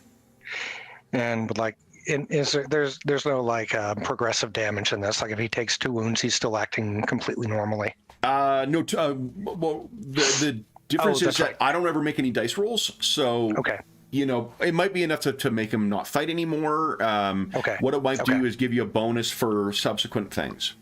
Okay, so he's gonna just try to shoot the guy, and he's not really at this point caring because he knows that he has to get this guy down fast and then take the guy behind him as well. So he could do overkill, but then he has no weapon. So overkill will leave you with 1 ammo left. 1 ammo. No, he's gonna do a regular shot. Regular shot. Okay. So go ahead and give us an engage in combat. That's right. Okay. Come on. Success with complications. Oh, yes. I can. All right. Ooh, there's some good ones in here. Yeah, there are. I think you end up having to expend all your ammo. Okay. You're trying to fire at him, and he just sort of batters to the side, but then you manage to catch him square in the chest, and he staggers back and hits, and he's looking at his chest and the spreading red in him. He's like, "You shot me!" Yeah. No shit. Boy, you guys are the masters of the obvious. So then, the son he's got his hands on the shotgun now. All right. So he is going to try and shoot you. Here we go. All right. Now, I want to see one thing here. So the base level of harm from that is supposed to be a harm of 3. Okay. Okay. So what this is, there's you always get to endure injury as a move when you're injured, but the penalty you get is the degree of harm. So you can choose to try and avoid harm here first. Yep. Or you can, I think you've got one edge left in your field agent that would automatically avoid. What are you thinking? I kind of like to take cover by diving behind his dad. Okay. Like instead of technically diving behind the dad, it's like he tries to get up and grab the dad and like kind of put him in front. I don't think you can do both of those things. Okay. Yeah, but you can. Okay. Yeah. He's gonna try to basically scramble behind the dad. So here's the question then, because it's a relatively small kitchen. Are you trying to take cover within the kitchen itself, or are you stumbling out that door? Because I'm picturing that you can't go out the back door right now because you said you kicked the shotguns behind you, so that's probably where this kid went to grab it. I think he's gonna. I think he's going to try to stay in the kitchen. Okay, so you dive to the side, shotgun goes off, and you can hear this, like, thank God for the metal and the heavy, wood, because it all sucks up the shot. Your turn to make a move. What would you like? He looks for any kind of improvised weapon that's nearby, or if his gun is, the gun that kind of skittered across the floor at the beginning. Yeah. Have you used your you've used all your edge from field agent, right? Yes. Okay. So then I think what you'll do, I mean, you've still got. Oh no, you used up all your ammo. Why don't you act under pressure? Let's see how we'll make that move, and we'll figure out what you find from within here. Yep. Anything act under pressure. All right. Shit! There's nothing. There's nothing in here. Who keeps such a clean kitchen? And then I will make my move to once again and fires at you. Okay. What would you like to do? Well, avoid harm. He's gonna. Yeah, but he wasn't moving once he was behind cover, so he's basically trying to remain in cover. In the way that he's not going to get hit. So is that going to be avoid harm? Or... Yeah, the avoid harm again. Okay. Because you can picture this guy's moving around, trying to get an angle on you as you're doing it. Okay. All right. So the. Let's see here. Partially sustain the harm. Yeah, I think you're going to be clipped by a bit, but you can resist. So we're going to take one, but give us an endure injury move with -1, please. All right. Endure injury. Where's some of the buckshot will have potentially caught you. All right. How many times can these shotguns shoot without them being reloaded? Depends on what kind of shotgun it is. True. And lovely. Oh no! Oh shit! Okay, so you're sitting there going, okay, how can I possibly keep this guy alive for another hour with these rolls? So what? Oh boy. So here's the neat thing. This is your choice. I could die. Yeah. Well, okay. It's you made the move. You choose. Are you knocked out? I can choose to inflict a serious wound. In addition to that, you can take a critical wound, but then continue to act. Or I could die. Or you could die altogether. Which would be fun. I'd get to see what you would do in that situation. Well, I mean, I'd order my traditional post-session, diner breakfast a little earlier, but... I'm going to... So what does a critical wound do? Yeah, it's a good question. Okay, so critical wound...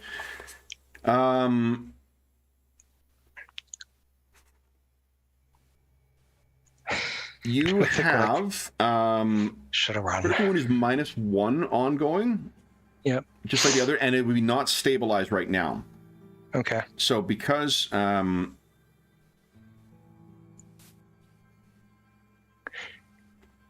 what this means is serious wounds can heal over time on their own. You can suffer up to 4 serious wounds, but critical wounds are things that will not heal on their own. And I can only have one of those. Yeah, and you require urgent medical attention to this. So this would be like a bleeding, shotgun thing. But you can keep acting though. And so if it's an ongoing, like, is there a chance of him like bleeding out in that case, or not really? I mean, like what I would have is that you would have to try and find some way of treating the wound. You just like mechanically, all it does is gives you -1 to all your rolls. Okay. Until it's stabilized. All right, hold on. Let me look at these 2 options again. So I only have one wound so far. Yeah, like -1 is not, and that one's stabilized. You're not suffering a penalty from it. All right, let's knock the guy out. Do you think these are the type of people? Yeah, probably not. Okay, receive a critical wound. Yep. Okay. All right. So take your critical wound on there. You'll suffer -1 to your moves. Okay. So, and as you do that, there's a weird moment of, because this is a much more serious wound than probably either you haven't suffered before or that you, perhaps that you have suffered recently. And there's this weird, like, quiet moment where all the noise of the banging around in the kitchen and the guns going off in the small area and whatnot dies away. And all you can hear is that muttering from in the front of the diner, that woman's voice once again. And it's surely something you're hallucinating this because it's at a whisper, and there's no way you could hear a whisper from all the way back here, right? But then it all kind of comes back to you. What are you going to do next? You got to move. And the kid, I'm picturing, has moved around to the side. So like you're free to try and run around the kid and get to the front, run around the run away from the kid and get to the back. Yeah, he's going to do that at this point. He's got no weapon. He hasn't. So he's going to try to get out the back door. Okay. So I think. Oh, you know what? Actually, let's do something fun here. While you're hallucinating this, let's do a move you have not done yet, and see through the illusion. Ooh, okay. Where the heck is that one? That is a soul move. Oh, at the very bottom. Okay. Yeah. It's not very good at that. Suffer -1 to this because of. But look at that. Okay. So, well, take another 1 off that because I didn't put that in. Oh shit! So you see reality as it is. Okay. But something senses you. All right. So here's what happens: is as you sense that you feel. I think you can feel that there is, metaphorically speaking, you would see that there are, on several of the trees in here, you're metaphorically in a ritual circle of some kind. There are trees and like birch bark trees with a white, kind of stuff on it that have had some kind of symbol carved into them. That where the tree doesn't issue sap, it actually seems to be bleeding slightly. Okay. On each of the trees, and now that they are surrounding where this diner is, and those symbols, you flash to some of the things spread across the table when you and your partner were investigating the Black Diamond. This is all part and parcel of that. But that was a free move. That was just a result of you taking that damage and hearing that muttering. You know that whatever this woman is saying or doing, it seems to trying to be calling on. And you can hear whatever it was that was in the darkness that you did not see. You know it sees you fully now. Great. What would you like to do? So you still run for the back door? So if he runs for the back door, he knows there's woods. And he knows there's a thing in the darkness. Crap. So there's the back door, there's a door to then there's another door to the... There's a stand-up fridge, but that that'll not go anywhere. No. And there's the door to the front, the swinging door that leads to the front of the diner. She's having these kids there, these people do, and she's just out there muttering. By the way, has Doug has not woken up or anything through all this, No, probably. you Okay, well yeah, and truly yeah. brained him. Okay. I think he's going to try to disarm the kid. Okay. Yep. So then, why don't you? So that'll be engage in combat. Yeah. I'm kind of like going along with this anger thing. I think he's well and truly getting pushed over at this point. Yeah. Yeah. And So, -1 on this? -1. Yeah, that's from your wound. Yep. Okay. Come on. Come on. Nice. All right. Oh, well. So Okay. I think as you're running up, you close in so tightly that the kid is able to try and pistol whip you. Okay. So you'll suffer 1 harm from it. Okay. It's not going to be one or two. 1. Which crushing weapons? Yeah, because he actually wants to knock you down. So it'll be 1 and knock down. Okay. But you can try and avoid that harm if you like. If I avoid the harm, do I still get his? Can I still get the weapon? You succeeded. Okay. You succeeded. It's just that there's a cost to this, but you'll be suffering. Okay. Sure. I mean, alternative what you can do is, if you don't want to run the risk of avoid harm and having, here's the risk of that is if you rolled a 9 or less on avoid harm, you might, he might grab the gun out of your hand once again afterwards. Okay. Or you can just endure injury. I think I will endure the injury. Okay, take the hit. So give us, then it is an endure injury roll at -2 in total. 1 from the wound from before and 1 from the harm. Okay. Endure injury, -2. Come on, big money. Where is this? I'll be under fortitude. Okay, got it. -2. Oh, shit. Oh, no. Uh-oh. So I either have to be knocked out or die. I got his gun, though. Yes, you get his gun, and then I think he just clocks you, and that's the last thing you remember is getting hit. All right. So you let's give us, so now assume your wounds are stabilized, so you will not take a penalty from them any longer. Okay. Did I get okay. And would you give us a we're transitioning scenes now, which means both burglary and field agent can be triggered again. Yeah. Would you give us a flat 2D? What's your stability at right now? Stability. I'm neurotic, so it's a serious stress. -1, keep it together. So -2 to disadvantage rolls. Would you give us a 2d10 -2 roll, please? 2d10 See minus. if more of these memories come in here. 2d10 -2. Yes, please. Okay. Is this like as much damage as like people usually take over like 3 sessions or something? It really depends on what's going on. Okay. Nice. Yeah. Okay. Yep. Okay, so memories partly resurface, taking the form of flashbacks or hallucinations.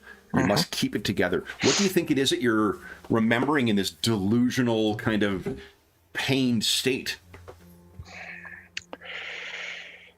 Maybe where he found Doug and where do you think that was? Did you approach him in a parking lot? Did you approach him in let's say whatever the town was that was near here. And he caught up to him. Yeah, maybe. But in a parking lot and some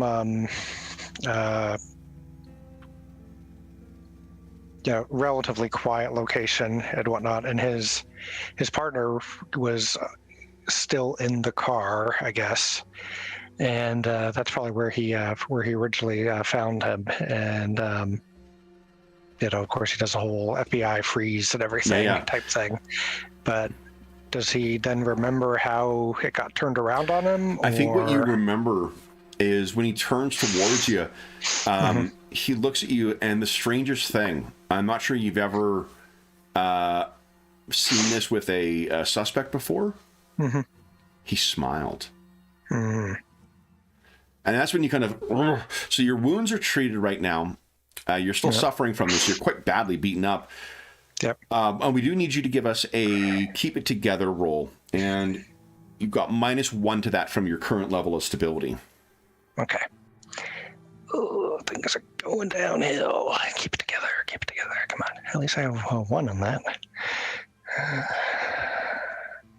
Look at that. All right. So I think. Why don't we, instead of giving them more stability loss, why don't we'll assume that you've got a relation from the way you've talked about her with your partner.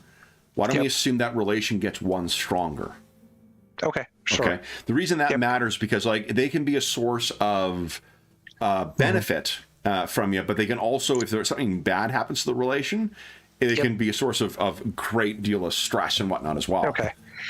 Where do I mark that in this? I think it's under the third page. There's like relations, or a second page. Okay. I think it's on there. Okay. Yeah. Probably relations, weapons, advancement. There's notes. Are relations on page 1, maybe? There's dynamic hooks. Let's check relations on page 1. Oh, relations. Yeah. Yep. A little further down. Okay. So Sean would be his. These are actually from this is Mo's character that he played when we played. Yeah. So you can just add on afterwards, like maybe +2 because we'll increase it by 1, +2 with partner as a new one. Okay.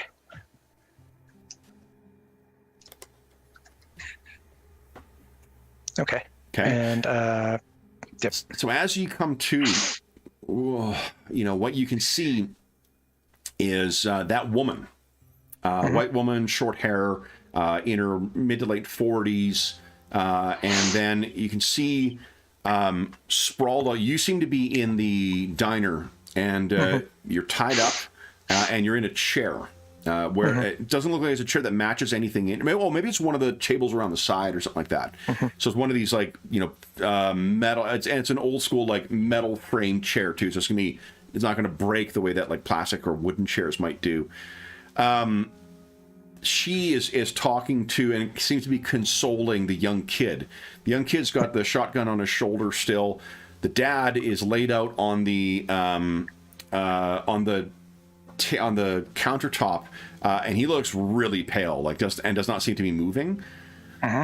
And to your left, sitting at the booth, with a pack of peas or something on the back of his head, is Doug. Why don't we do this first? Let's see how many points you've got for field agent. How many points? Well, we're not in violence yet, so let's just start with your burglar. Just give us a coolness check, and you shouldn't have any penalties right now. Sure. Hold on. Burglar. Where did that sheet go? Oh. That'll be just under coolness on the first page. Oh, coolness. Okay. No. There it is. Act under pressure. With no modifier. Just act under pressure, but we'll... Okay. Fabulous. That's basically... So that's 3 options for burglar. Okay. So, as you come to, and we can extrapolate some of these as well too. So, like instead of not noticing you, they might not notice that you've come to, for instance. Yep. So, you've come to. Your head is fucking killing you. Your cheek is killing you. Like that kid hits a lot harder than he looks like he would. What do you do?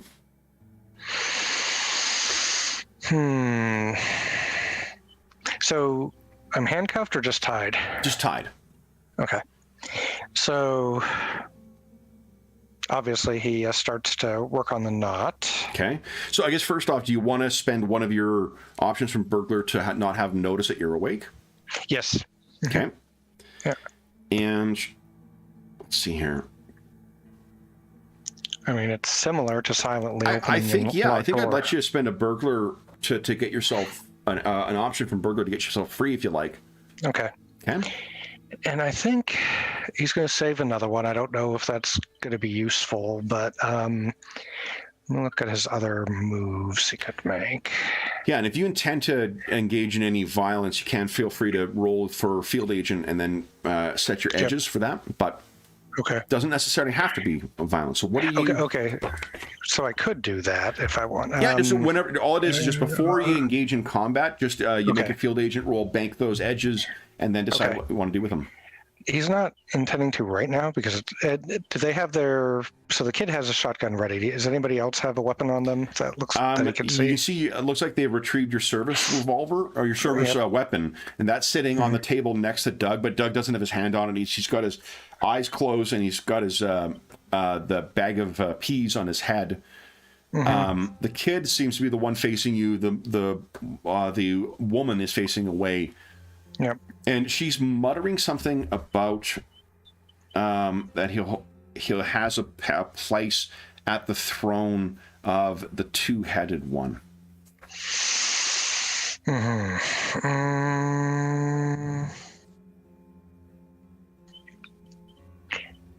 think he's going to attempt to observe a situation. Okay, nice. Oh, and your analyst, I think, gives you some extra stuff, doesn't it?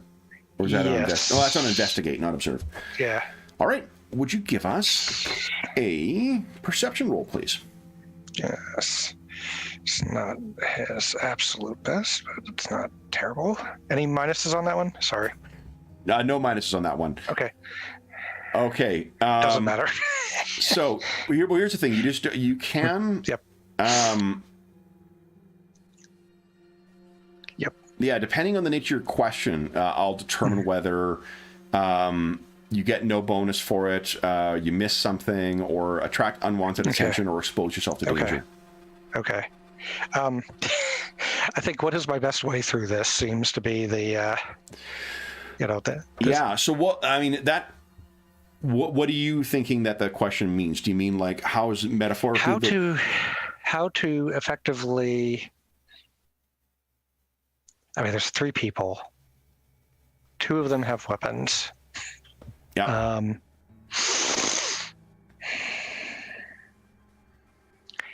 I think his goal would be.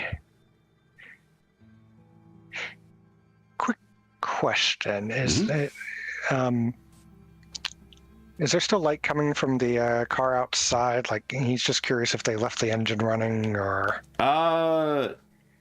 No, I don't think so. Okay. Yeah, I mean, I doubted they would, but let's see. His best bet would be to get the fuck out of Dodge if he could at this point. But you know what? It actually might be still running. I'm just putting myself in the head of them. Like, what's happened in the interim is they've forced you to they've tied you up. They've moved Dad's body. They've freed Doug.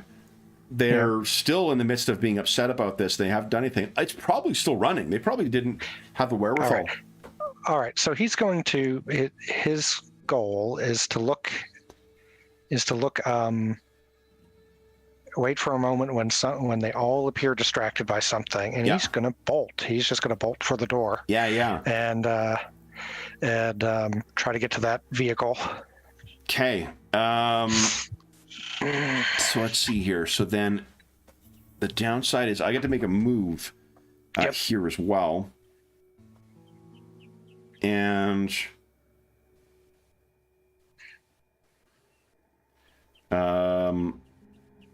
see, attract unwanted attention or expose yourself to danger. I think it'll be the exposed. Do that anyway. Yeah, it's going to be the exposed to danger for sure. Yep. So let's, before we do that, let's give you your field agent roll. Yep. And see how much you've got to work with that. So that's just a violence roll. No penalty. No penalty. Nice. So that's 2 edges you've got to use with field agent. Okay. Which I'm going to guess one of them is probably going to be because they're going to try and shoot you. So you, the difficulty is the sun kind of pulls away as you're looking over, and trying to judge the time. The sun kind of looks away and he sees you that you're not tied up any longer. And he's like, oh, and is able to, as you jump up and start running for the door, he's going to fire at you. Do you just want to spend an edge, or do you want to try and avoid harm? He's going to spend an edge. Okay. So you time it well enough so that he can't get around. Maybe you keep close to the mom or the woman, so he's not able to get it off, and she sort of pushes the thing up. Gun goes off, and now let's have you, so you've avoided the harm that came from the observation. Let's have you act under pressure. Okay. Obviously the best thing I'm good at, apparently not. Act under pressure. I'm sure I did okay 1 or 2 times. Well, you're doing that Should 20 be. here anytime now, so success but complications. Okay, Of course. so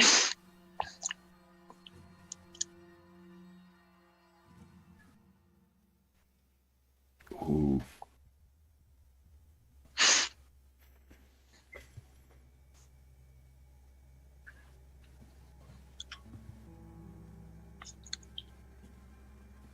So what happens is you burst out the door, you leap down the stairs, and you run over to the still running pickup truck with both doors open.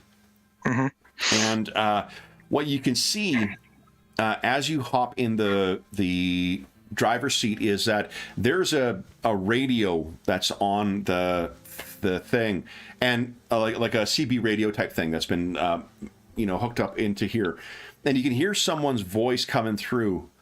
And they're saying, come on. Hey, Darlene, come through. Darlene, come through. What are we supposed to do with this woman? We didn't plan on having an FBI agent here. Woman. Is his partner a woman? Okay. Uh-huh.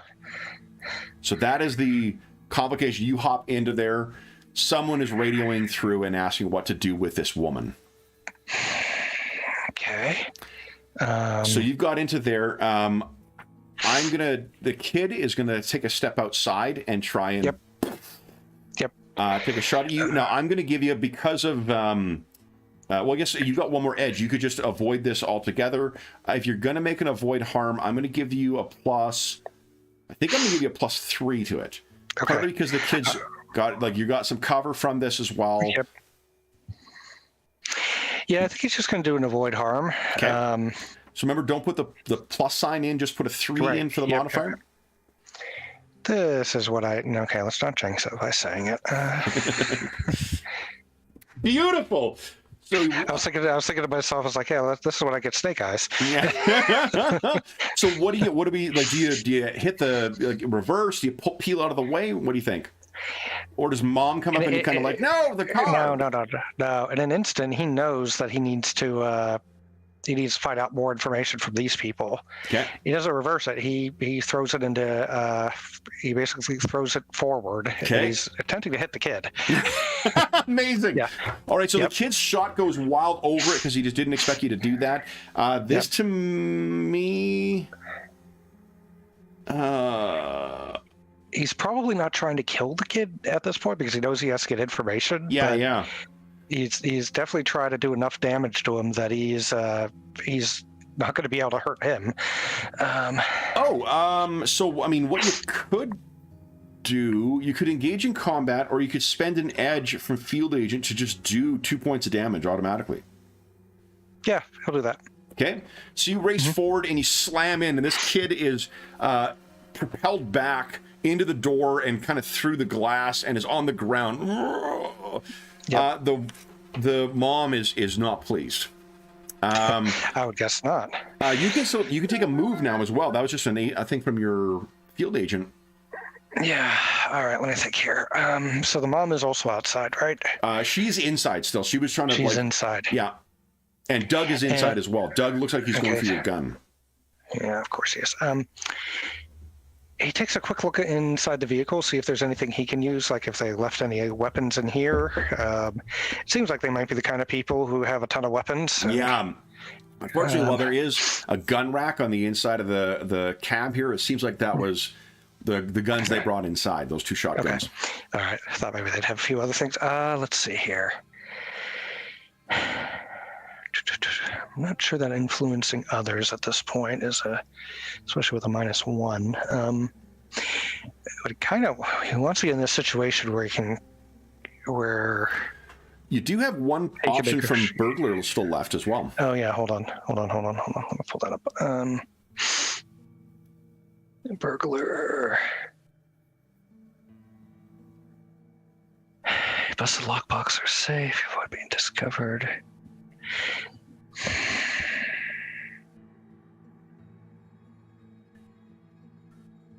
I mean, if those are the only main options, I'm looking to see how they could be a little different. What are you thinking? Well, they might have guns somewhere else in the vehicle, like in the glove compartment, or Yeah. Yeah. I'll let you, if you want to spend from burglar, I'll let you get a handgun. Okay, sure. Okay. Yeah, we'll do that. Yeah, so you get in there, and it's an old kind of revolver, long barreled revolver. Yep. You pull that out. You still have a move you could do too. That's just been spending your option. He's gonna. The vehicle's gonna stop. He's going. The diner's a little raised, so probably crashing into it wouldn't work well. So, you're kind of like crashed Yep. through some of the. It's probably a little bit up on the steps, and the kid's been propelled back into the thing. Okay. You've also effectively blocked that as a way of getting out. Okay, so he's. Yeah, he's gonna grab the gun. Right. Yeah, he's gonna grab the gun. It's stopped. He's gonna use the door, the open door as kind of a little bit of cover, and he's gonna try to shoot Doug through the. Sure. Through all this. Because Doug's hopped up now. Pee's on his head still, and he's got the gun up. So go ahead and. Now, can I possibly use? Because now he's completely focused on getting his partner out. Yeah. He's got the +2 with partners. Any way he can use that to... So that's really... They're not used to modify your actions. They're modified... It's for... You know what I'll let you do, actually, but here's what... you're not going to have a modifier to your roll, but why don't you... what's the value of it now? It's 2? 2. Yeah, reduce your... so improve your stability by 2. Okay, great. Because there's a clear purpose. That's a good use of that. Okay. So he's only shaken now. And he'll take the shot. Okay. So I'll be engaged. I think he's gonna empty it. He's okay. Overkill? Yeah, overkill. You got He'll it. still have one shot left if he Yeah. So this is engage in combat. So no modifiers. Success. Nice. Doug is, trying to pull up the gun, and you just the sound of your gun going off and the shattering of glass. He's just and then falls down, clearly dead. Okay. All right. Mom's turn, or Darlene's turn. So she, her son, she kind of screams as the son is on the ground. She looks up at you, and there's just hate in her eyes right now, and she begins muttering something, and you can see that she's wearing kind of like a scoop neck blouse or something underneath the her hoodie or like cardigan or whatever it is she's wearing, and you see that like right above where the left side, so near where her heart would be, there's a tattoo of a black diamond, and then there is around it there's like an Ouroboros that's going to swallow in its tail. Fuck, like you think your eyes might be playing tricks on you, but the diamond itself begins sort of oozing blood, and the Ouroboros begins slowly rotating on her skin as she's talking. And you hear that bellowing cry of something. It sounds like a horrible combination of like a bear's growl and a lion's roar from somewhere in the blackness near you. And I'll ask you to, you're going to lose 2 stability, but you can try and keep it together. Okay. Do I have any modifier to that? -2? You're currently at, oh shit, fuck, yeah, you're at, so you don't take the -2 the way you do with harm when you're losing stability, but what you do suffer is -1 to keep it together because you're still shaken. Okay. All right. So it'd be minus and one. I automatically take the 2 stability. Okay. No, so- you don't take the stability loss. That's what you're keeping it together because you succeeded. Oh, okay. Okay. Yeah. So if you suffer harm, that's a penalty that's applied to the fortitude check.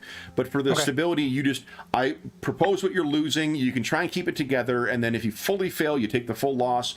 If you get partial success, it's usually only 1 or something else happens. But with a full success. Yeah. Okay. What's going through Mike's mind that's keeping him so focused on this? Well, still his partner. He's like that's his obsession right now. Okay. But he also kind of realizes that this woman is batshit crazy.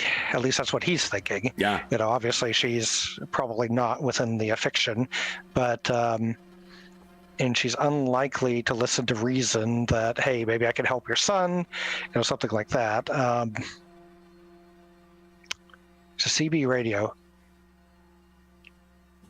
Can you use that to call not 911, but basically call police or something like that? Try.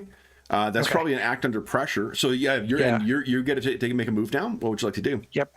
Yeah, basically that's what he's going to do. Act under pressure. Try to get somebody on the line so that he can eventually talk to an FBI agent. Sure. But so give us an act under pressure check, please. Sure.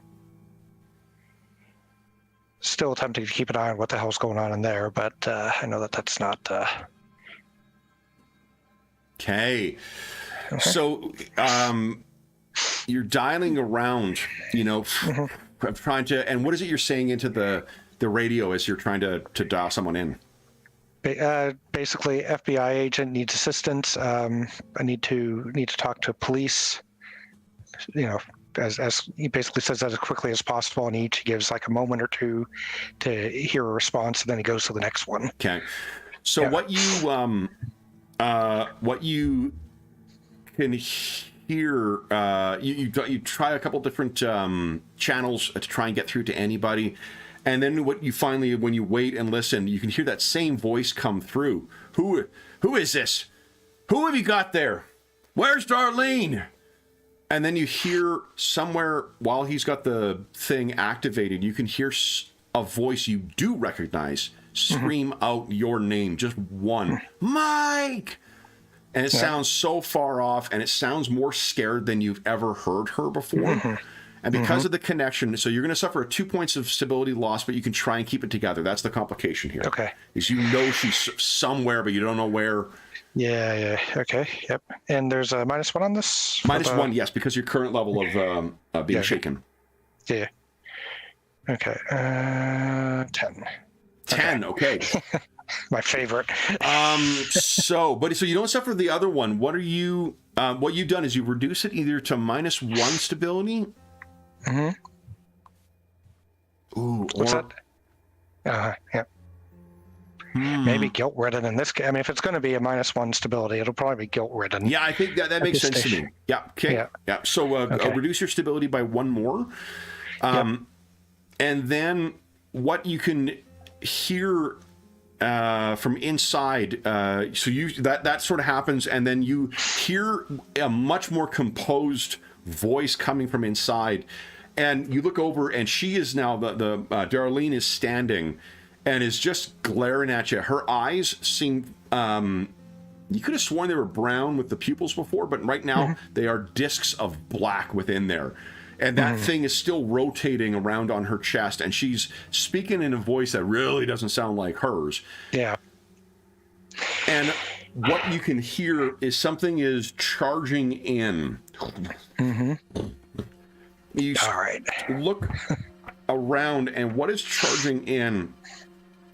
Imagine, if you will, a mangy and aged grizzly bear, some huge thing that managed to get itself caught up and tangled in an old barbed wire fence, and somehow managed to get that barbed wire wrapped all around its fur and its flesh to the point where it's pinching in at different points, pulling its fur back, exposing the chalky white underneath there, in addition to the other patchy exposed bits of fur, a milky white eye where one was burst or damaged by it.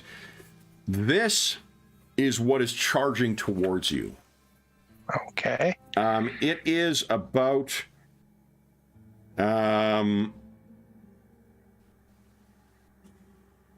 it's not going to reach you yet. But I think what I'll get you to do, you've had enough of these keep it together rolls already, but this does seem like the thing you do before you see it. So it's going to be with the monstrous form of this, you will...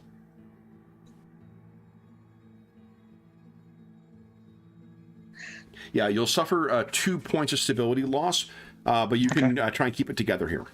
Okay, with the -1. -1, yeah. Oh, fuck. Nope. Okay, so you suffer the -2 stability. What does that put you at right now? Better, but well, not better, but are you at neurotic again? Probably pretty close. No, I was already at distress. I'm now anxious. Oh, which, critical stress -2, keep it together. So +1 to see through the illusion. Yeah, give us a see through the illusion. Yep. Please. Yeah. And you get +1 to this. Great. But no minuses for no penalties. No, you're not wounded. Those only recover to the death spiral part of that is only related to keeping it together. Okay. +1. Yeah. Oh, yeah, you put the plus sign in. Oh, crap. But that's a 13, 14, 15, 16. So that would have been a 16. Okay. Okay. So then, let's see here.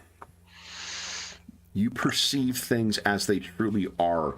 What you can see is that this terrible form that is charging towards you, you can see the blinding but binded light that is keeping this in, and the barbed wire in this altered state that you're viewing it in is truly frost-covered chains that seem to be binding something writhing and screaming within there. You cannot see it, but you can tell there is a deeply damaged soul that has been chained within this thing and is driving it mad. And that is what's charging towards you. So this is more than just an angry bear. This is something that has the broken and mutilated spirit of something fused into it. I'm not sure if that is, and I think let's improve your stability by 1 just by virtue of having seen that. Like there is a small measure of comfort knowing that what this thing actually is. You get to make a move now. What would you like to do?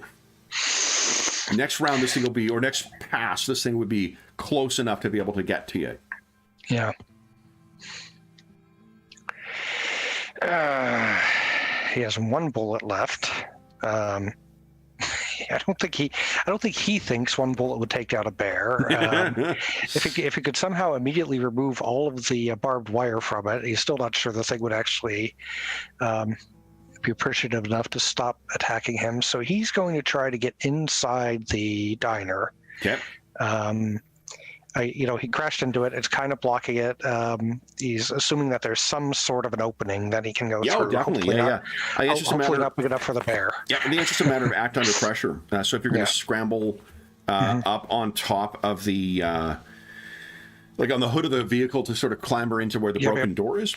Yep. Whatever you do, this is one you would like to succeed on. So this is a -1. Well, actually, I would have liked to succeed on a lot of other ones. There's no penalty too. to this one. Oh, okay. Yeah, you don't have any ongoing wounds right now, right? Oh, that's right. Yeah, that's right. Look at that! So what we see is you scramble up as this horror comes charging towards you. So again, there's that brief moment of him snapping back to himself after he sees that, and he just kind of reaches pulls himself up onto the hood, Yeah. actually onto the roof of the car because of where he is, and then scrambles down and dives through what appears to be a hole large enough for him to go through. Okay. And he's just hoping that the bear does. And of course, he doesn't have a whole lot of hope. He figures in a few seconds he'll be trapped in the diner with the bear. But Okay. So what you find is first the bear slams into the side of the truck and it's not able to get in. However, you're inside with Darlene now. Yep. And she looks down at you, and you can see now that there is something deeply unnatural about her. Her flesh is pale white right now. There's veins that are sticking out. It almost seems as if she is dehydrating before your very eyes as she continues to chant. But she looks back and she sees the gun that Doug dropped. And as her move, she's going over and grabbing that gun. Okay. What would you like to do? He's going to attempt to shoot the tattoo that he saw. Oh, okay. Yep. Interesting. All right. Yep. So then that would be... Now, I don't know what I have left from the...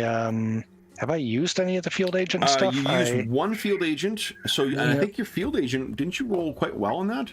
I did. I have 2 edges on it. You have two, So I you don't have know 2 if- left? No, 1 edge left. 1 edge left, okay. Yep. If you use 1 to avoid... I guess I have some complications with that one. So you have 1 left. Yeah, what are you thinking? I don't know. Does that help me to make this shot that he wants to make? Basically hit the tattoo. Yeah, I think... I mean, there's nothing there specifically. Yeah, on no, that, I mean, disarm but... would be like that as well. So you won't do... Yep. I think that what we'll say is it'll be like it won't be a significant wound as far as her taking harm is concerned. You could just try and attack as well. That would be engage in combat, but and on a success you'll hit the wound, but you'll also do damage to her. But I think if all you want to do is like mar the tattoos. Well, I mean, he'd also like to do damage to her. I mean, it's not like he's like it's something he can aim at. I guess maybe subconsciously he's viewing it as important, but it's also... So here's a decision. Here's one way of gaming it out, I guess, is if you fail on your combat check, there might be a negative consequence for that as well. Yep. Probably would be her shooting you, but then you would have an edge in order to avoid the range attack. Yep. Automatically. Yeah, that's probably the most the risk you're running. Okay. But if you graze it and you disarm the tattoo, that might, or you mar the tattoo, that wouldn't take her down. Right. But and here's the thing: you could still do both. You could get rid of the tattoo and then take a move otherwise, because spending your edge isn't a move. Yeah. Okay. So what sure. He's going to spend the edge for that then. Okay. To attempt to shoot the tattoo. All right. So you hit that. And what you, so she kind of, as she's turning, she's caught by that, and you've torn up, her eyes go immediately back to normal. Okay. And you can hear the roar of something outside, and you still have while this is sort of unspooling, you still have a move you can make. Okay. He's going to attempt to disarm her because his gun is now empty. Okay. And so he's going to attempt to disarm her. Okay. Yep. So then go ahead and that'll be to engage in combat. This is feeling very Matrixy. Sorry, engage in combat. Yep. Yeah.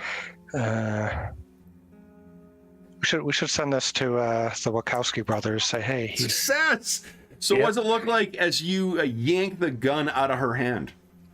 Well, I would imagine that if her eyes went back to normal, there's got to be some confusion. So she probably just like paused for a moment. Yeah. And maybe it's a little anticlimactic, but because she paused, he was able to get up to her very quickly, grab the gun, and basically just yank it out of her hand, and he's immediately bringing it up towards her. With an intent, still not with at this point, not with an intent to fire, but he kind of.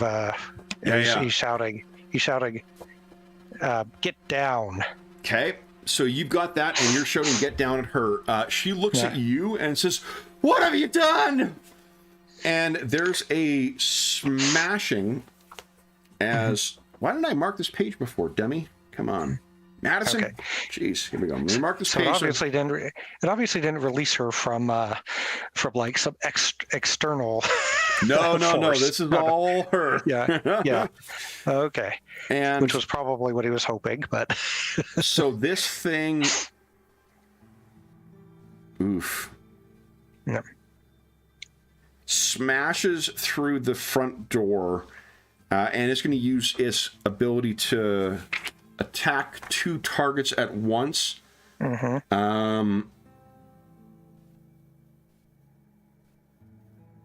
Oof.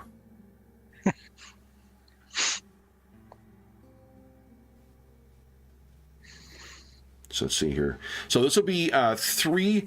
First off, there is one swipe of these metal and barbed wire covered claws.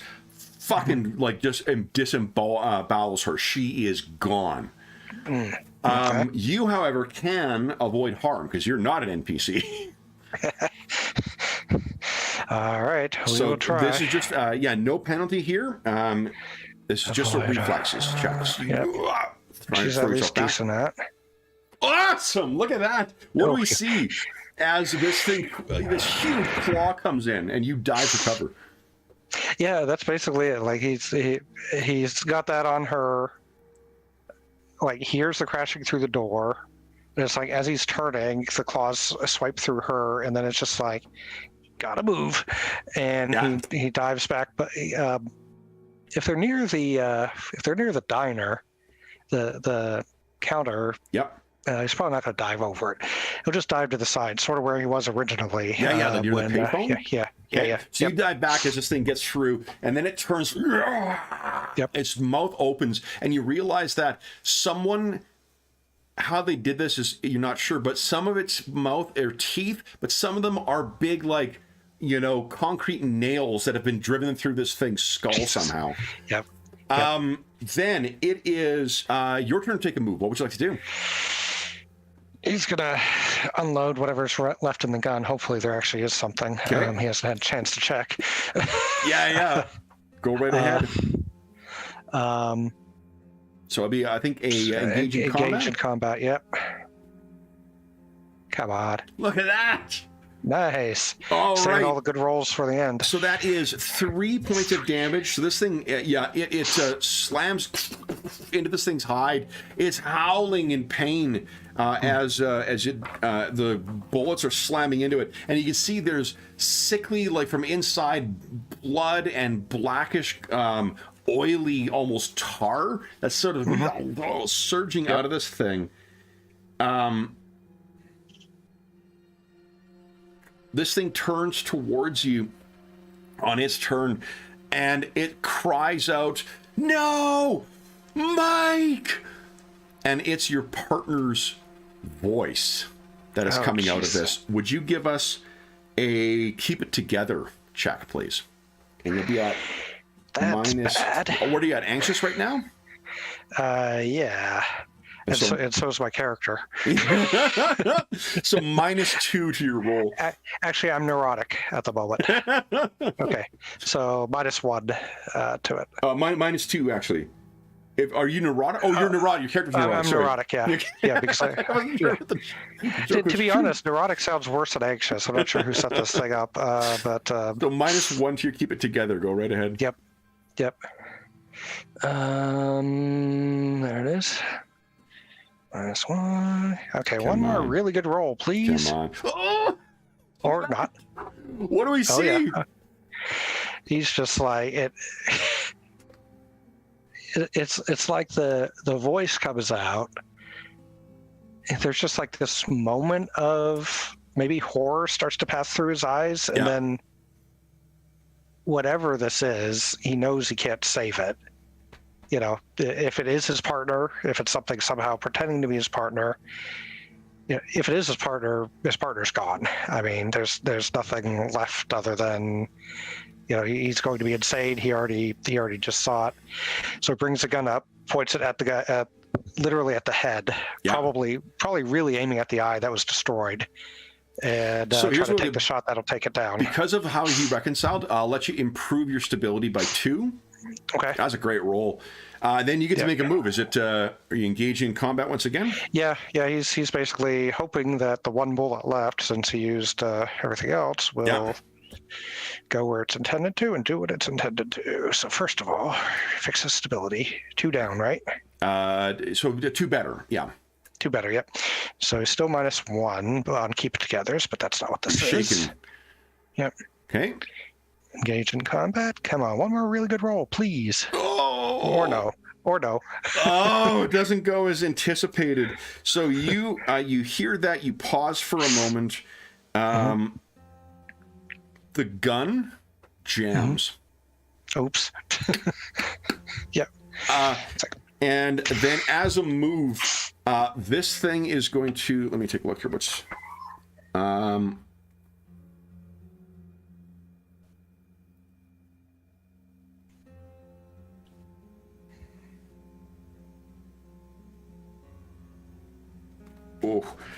what this thing does is it slams its claws on the ground and pushes itself back and begins kind of screaming, and it sounds like the sound of a mixture of men's voices, women's voices, and whatnot. And then as it does, it pushes back, and you hear the sickening split as staples seem to give way, and a bit of its chest opens up, and somehow impossibly there is a gaping void that is pulling stuff towards it.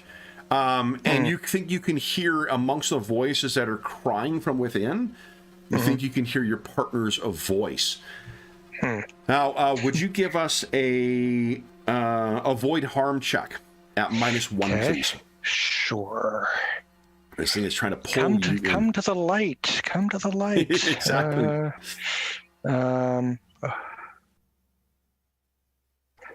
So avoid harm's reflexes at -1. Oh, yeah. So what do you? How do you think you avoid getting pulled forward here? He feels it, and it's just instinctive. It's like just spin out of the way, and and try to figure out if he can unjam the weapon quick enough, or if there's a that'd be an active pressure. Yeah. So. Act under pressure. What the fuck is this thing he's thinking? Coolness. Coolness. Yep, there it is. And no penalty to that whatsoever. Yeah. Slam it, and it kind of clicks. You recock it. Maybe you pull it. The bullet kind of gets out. You put it back in, and you are ready to shoot. It does get to make a move first. And let's see here. What is it going to do? It will. So who the fuck's in the freezer?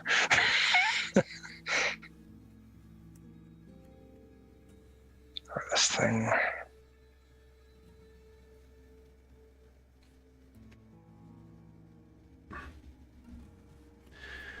What you look back and see, trying to claw their way out from within. The thing, you can see the bloodied and battered form of your partner, like seemingly beaten to near death. And you can picture all this is pulling in. Her hair is being pulled back. I need you to keep it together once again. Okay. Because she's crying out, Mike! So, quick question. Yeah. So this is the same. So I was getting a little confused there for a second because I thought that the partner.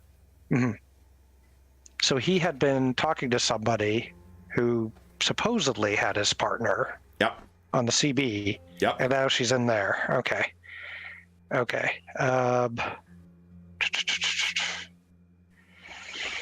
does he do? Well, first you got to keep it together. Yep. Oh yeah. Sorry. Yeah.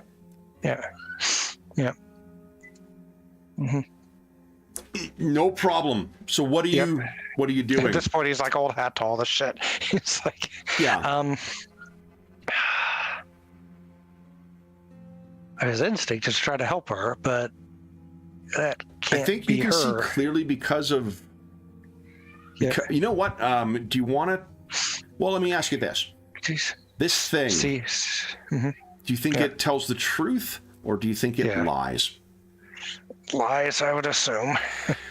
You made two like full-on successes for keeping it together when you heard her voice and you saw her form now.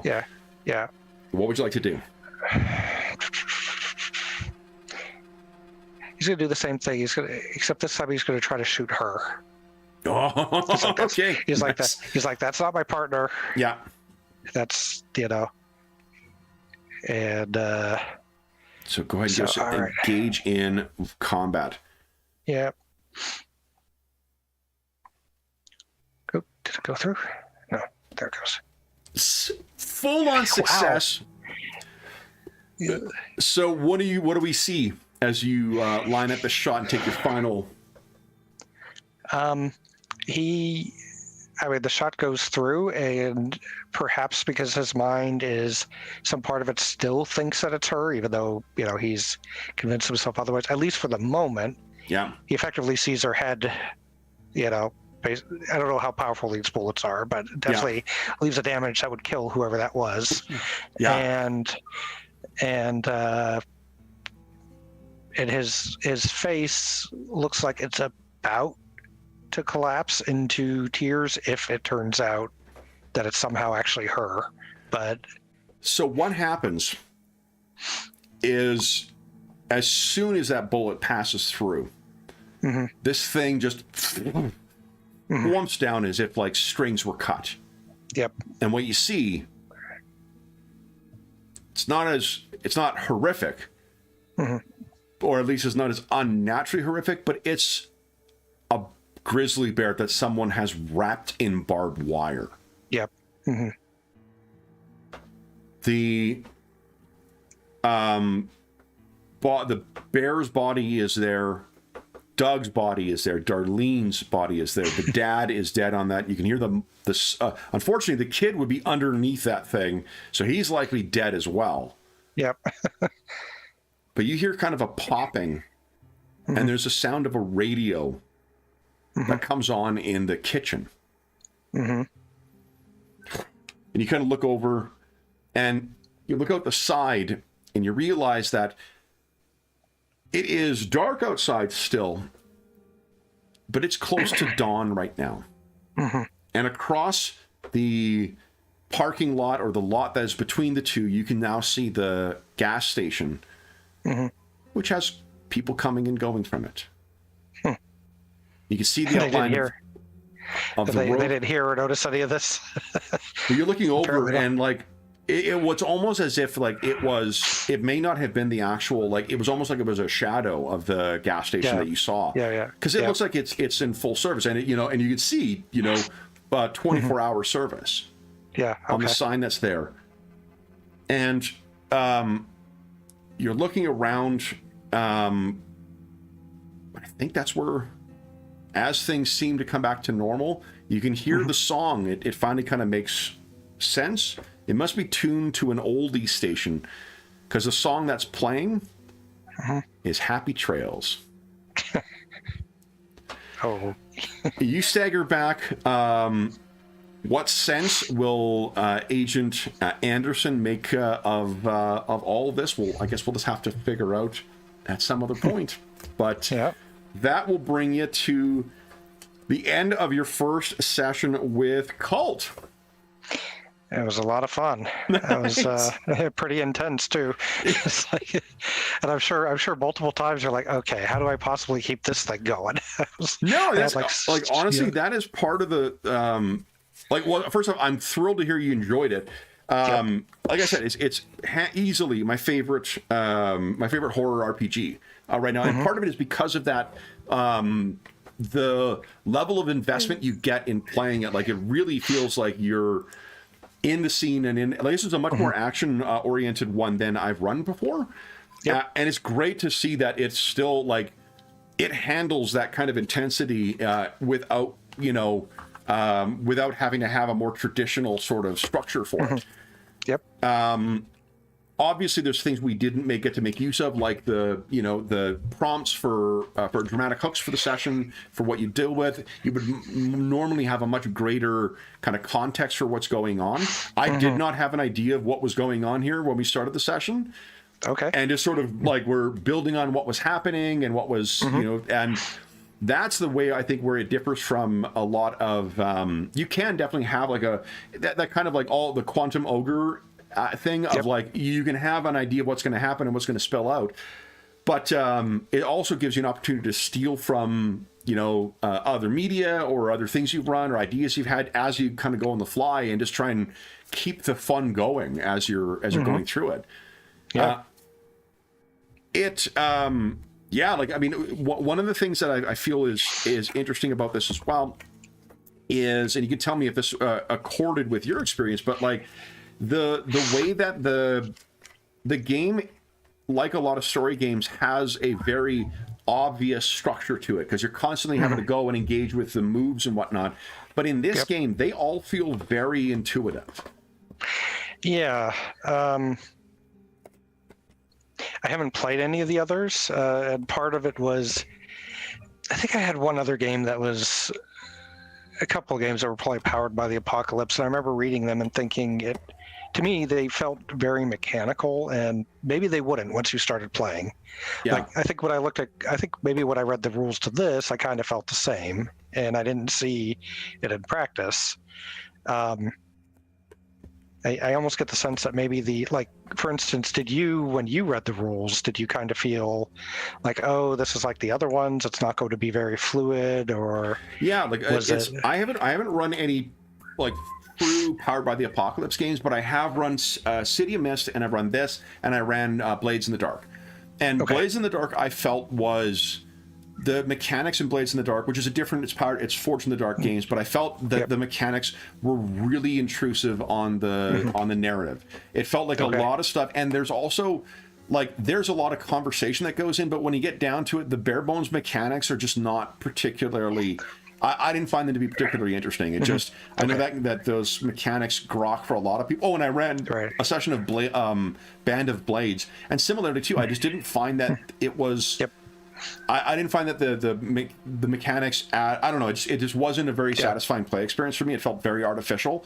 And then we played a session, I can't remember if we played this first or we played City of Mist, but it was one of those two that I played, and I was like, these are, because they have a lot of more elements that are closer to traditional games, and the moves feel more concrete, organic, I guess, as what they're doing. Like, it's not just like some of the Powered by the Apocalypse games, it's almost like they fetishize having one word descriptions for the moves, where it feels like I don't know, I've run Mask, I'm not true, I have run a pure Powered by the Apocalypse, I ran Masks the Next Generation, and it similarly to it didn't rock for me, but this one, it feels. I guess my question was, did it feel different to you when you were reading it before you ever played it, or did you kind of have the sense that it was? I don't know. I think that, or were you still worried that it was going to feel like the other ones? Yeah, I was. I think when I read it, I felt, because it describes itself as inspired by Powered by the Apocalypse, but I think it's more. There's more to a traditional game here. Than what the thing, and I don't know. I think part of it is the way that they've chosen to select the moves. The moves to me feel more like the way, in the same way that City of Mist is not purely a Powered by the Apocalypse thing, but a lot of the moves in it feel more natural to the progression of the kind of story you're doing for uncovering clues and shit like that. So both of them felt to me like they read a little differently, and then they played substantially differently at the table. Okay. Yep. Yeah. Okay. Good. Yeah, I mean, to me, this it felt much different than what I had sort of expected it might feel like. So, maybe it's just because they chose the moves, better. It's like there's kind of analogies to other games as well, like influence other. It's like, okay, that's or helping or hindering, things like that are kind of. like perception checks or something like that, and or charisma checks or whatever. And so, yeah, to me, it felt more natural looking at this stuff. I'm like, okay, I can immediately see how I would use this and when I would use this. Yeah, and having like harms and like actual, instead of like damage to attributes, and like it's different in different Powered by the Apocalypse games, but the fact that you have effectively what are kind of like hit points in this game, it makes that just to me makes it easier to grok what combat and how to narrate combat. Because like the thing I found with Powered by the Apocalypse, or not Powered by Forged in the Dark games, is that I constantly wanted to use a clock to track the damage on adversaries.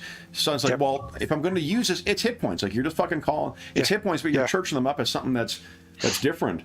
That's, and the thing that I think is like when there's a whole bunch more to structuring the campaign that goes on to it, but just at its bare level, the play of this game I find to be enormously fun. Like I'd sketched down last night, start in a trunk, because I was if it was gonna be just the two of us, I was like, all right, something in a trunk, you're kidnapped. Originally, until like just before we started, I was thinking writer.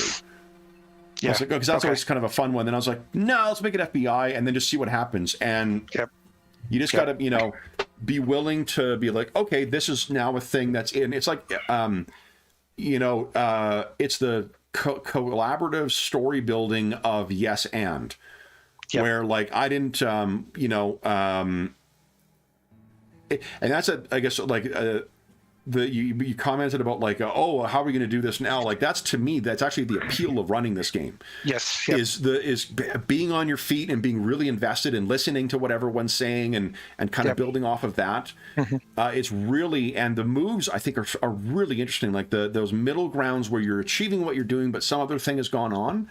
It really gives you an opportunity to make the story more interesting, and or to interject with the kind of DM bullshittery, like you running out of bullets when you're shooting that guy, right? Like that's fucking cool. That was a fun twist and challenge to it, and like the way that you get I love that you get to decide how things play out, especially with the harm, right? Like that was cool.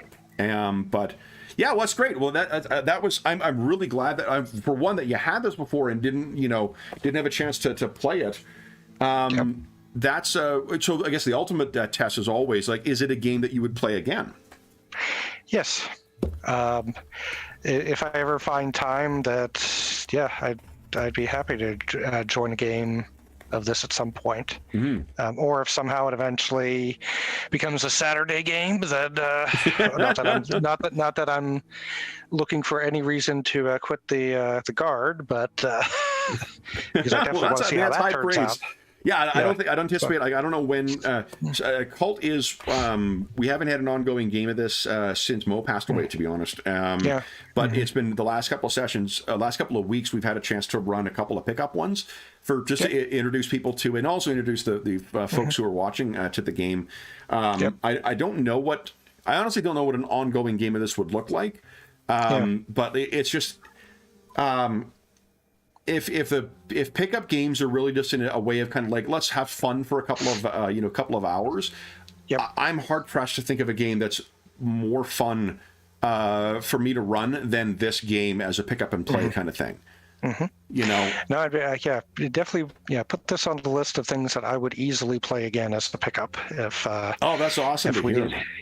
That's great. So, well, I'm really glad to hear. Like I it's not a game for everyone, obviously, but I just feel like the like you said, like the conversation that comes from this game of just like talking through what's going on, it's like you said, like it feels oddly more cinematic and more engrossing than what a lot of other games with much more involved mechanics have. Because it lets you, because I think when you have very specific mechanics, it's fine, but then you're focused too much on the mechanics, so it's like, okay, you go through all that and you kind of like lose the flow of what's actually happening. And okay, you hit, and okay, great. Like it's too easy in a high mechanic game to say, okay, these are my modifiers. I roll, I hit. Let's move on to the next person. So, whereas this, pretty much the only focus is kind of what you attempted to do, Yeah. and then talking through why it failed or why it succeeded. So, well, and the neat thing with I love like we haven't run a high combat session with this really yet, so it's neat seeing like the decisions you're making with your different weapons, you know, and how you they can do different things beyond just having damage modifiers, and your advantages, because obviously like those three advantages you had were completely unique for from any other character. So awesome. All right, so then, well, we will bring our session to a close. So then for those listening at home, thank you so much for joining us for our impromptu, I called it Dead Diner for today. So thank you so much for joining us for our impromptu cult session. We hope that you enjoyed our time messing around in the dark and horrific world of Kult. As is always the case, if you have any comments, questions, or concerns regarding the session, the game, or the Kult in general, please don't hesitate to leave a comment in the comment section down below, and I'll endeavor to reply in a timely fashion. There's also a link down below to the Dungeon Musings Discord server, where we have channels dedicated. I don't think we have a Kult one, but we have a story game channel there where we have been talking about Kult recently.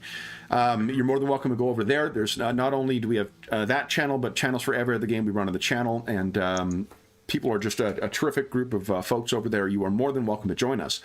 There's also a link down below to our friends at Noble Knight Games. Noble Knight Games is the preeminent unionized retailer of hard-to-find and out-of-print RPGs in North America. Not only do they have a terrific selection of new role-playing games, board games, and card games, they have an unmatched selection of hard-to-find and out-of-print RPGs. They have, as well, they have a feature called a want list. So if they don't have something in that they have otherwise listed, you can put it on a want list, and they'll send you an email when it comes in, and you can then pick it up. If you make a purchase of $10 or more through their website, be sure to enter the code SPRINGMUSER, all caps, all one word, and you'll save yourself 10% on your purchase. If you are listening to this after July 1st, 2023, come back to one of our more recent videos, and you'll find whatever the current discount code is. There is also a link down below to something called Heroes Save Villages. That's the charity fundraising campaign we run on the channel. It benefits the SOS Children's Villages International Charity. Really amazing organization, active in over 130 countries, benefiting over 80,000 orphaned and abandoned children, including ongoing relief efforts in Ukraine and the surrounding countries at the time of recording. All donations through that link go directly to SOS Children's Villages International. None of it goes to the channel or any other middleman, just goes to help out the kids who benefit from their services. And as a small way of saying thank you, if you donated $10 or more since June 1st, 2023, head on over to the Charity Initiatives channel on the Dungeon Musing Discord server, and you will find the ways you can vote for the last 3 sessions of our year-long Year of Ill Omens campaign. We've had 3 sessions so far that have been shaped in the era, the setting, the characters we're playing, and the game we were using by the donors. So if you donate $10 or more since June 1st, you'll be able to help shape the last 3 chapters of that year-long campaign. If you also donate $25 or more, then every $25 Canadian that you donate gives you 1 chance to win the grand prize or one of the other great prizes from our next charity raffle. The last thing I will say is an enormous thank you to Robert. It's never an easy thing being the sole player. That's a lot of extra narrative weight that's put on your shoulders, but I really appreciate you giving Kult a chance, and you did a hell of a job saving Agent Anderson from whatever depredations that the members of this Black Diamond group had in mind for you. I wish you nothing but luck in trying to find your partner. Well, who knows? Maybe that'll happen in another one-shot. Yes. So then, for those listening at home, we will be back in the skies and streets of Canada with the superhero antics of the Guard in 2 weeks' time. But until then, we hope that we gave you a couple of hours, take your mind off the troubles of our world, and think about the troubles that our Agent Anderson was uncovering in this dark and dingy diner. And until we see you again, stay safe, stay healthy, and happy gaming.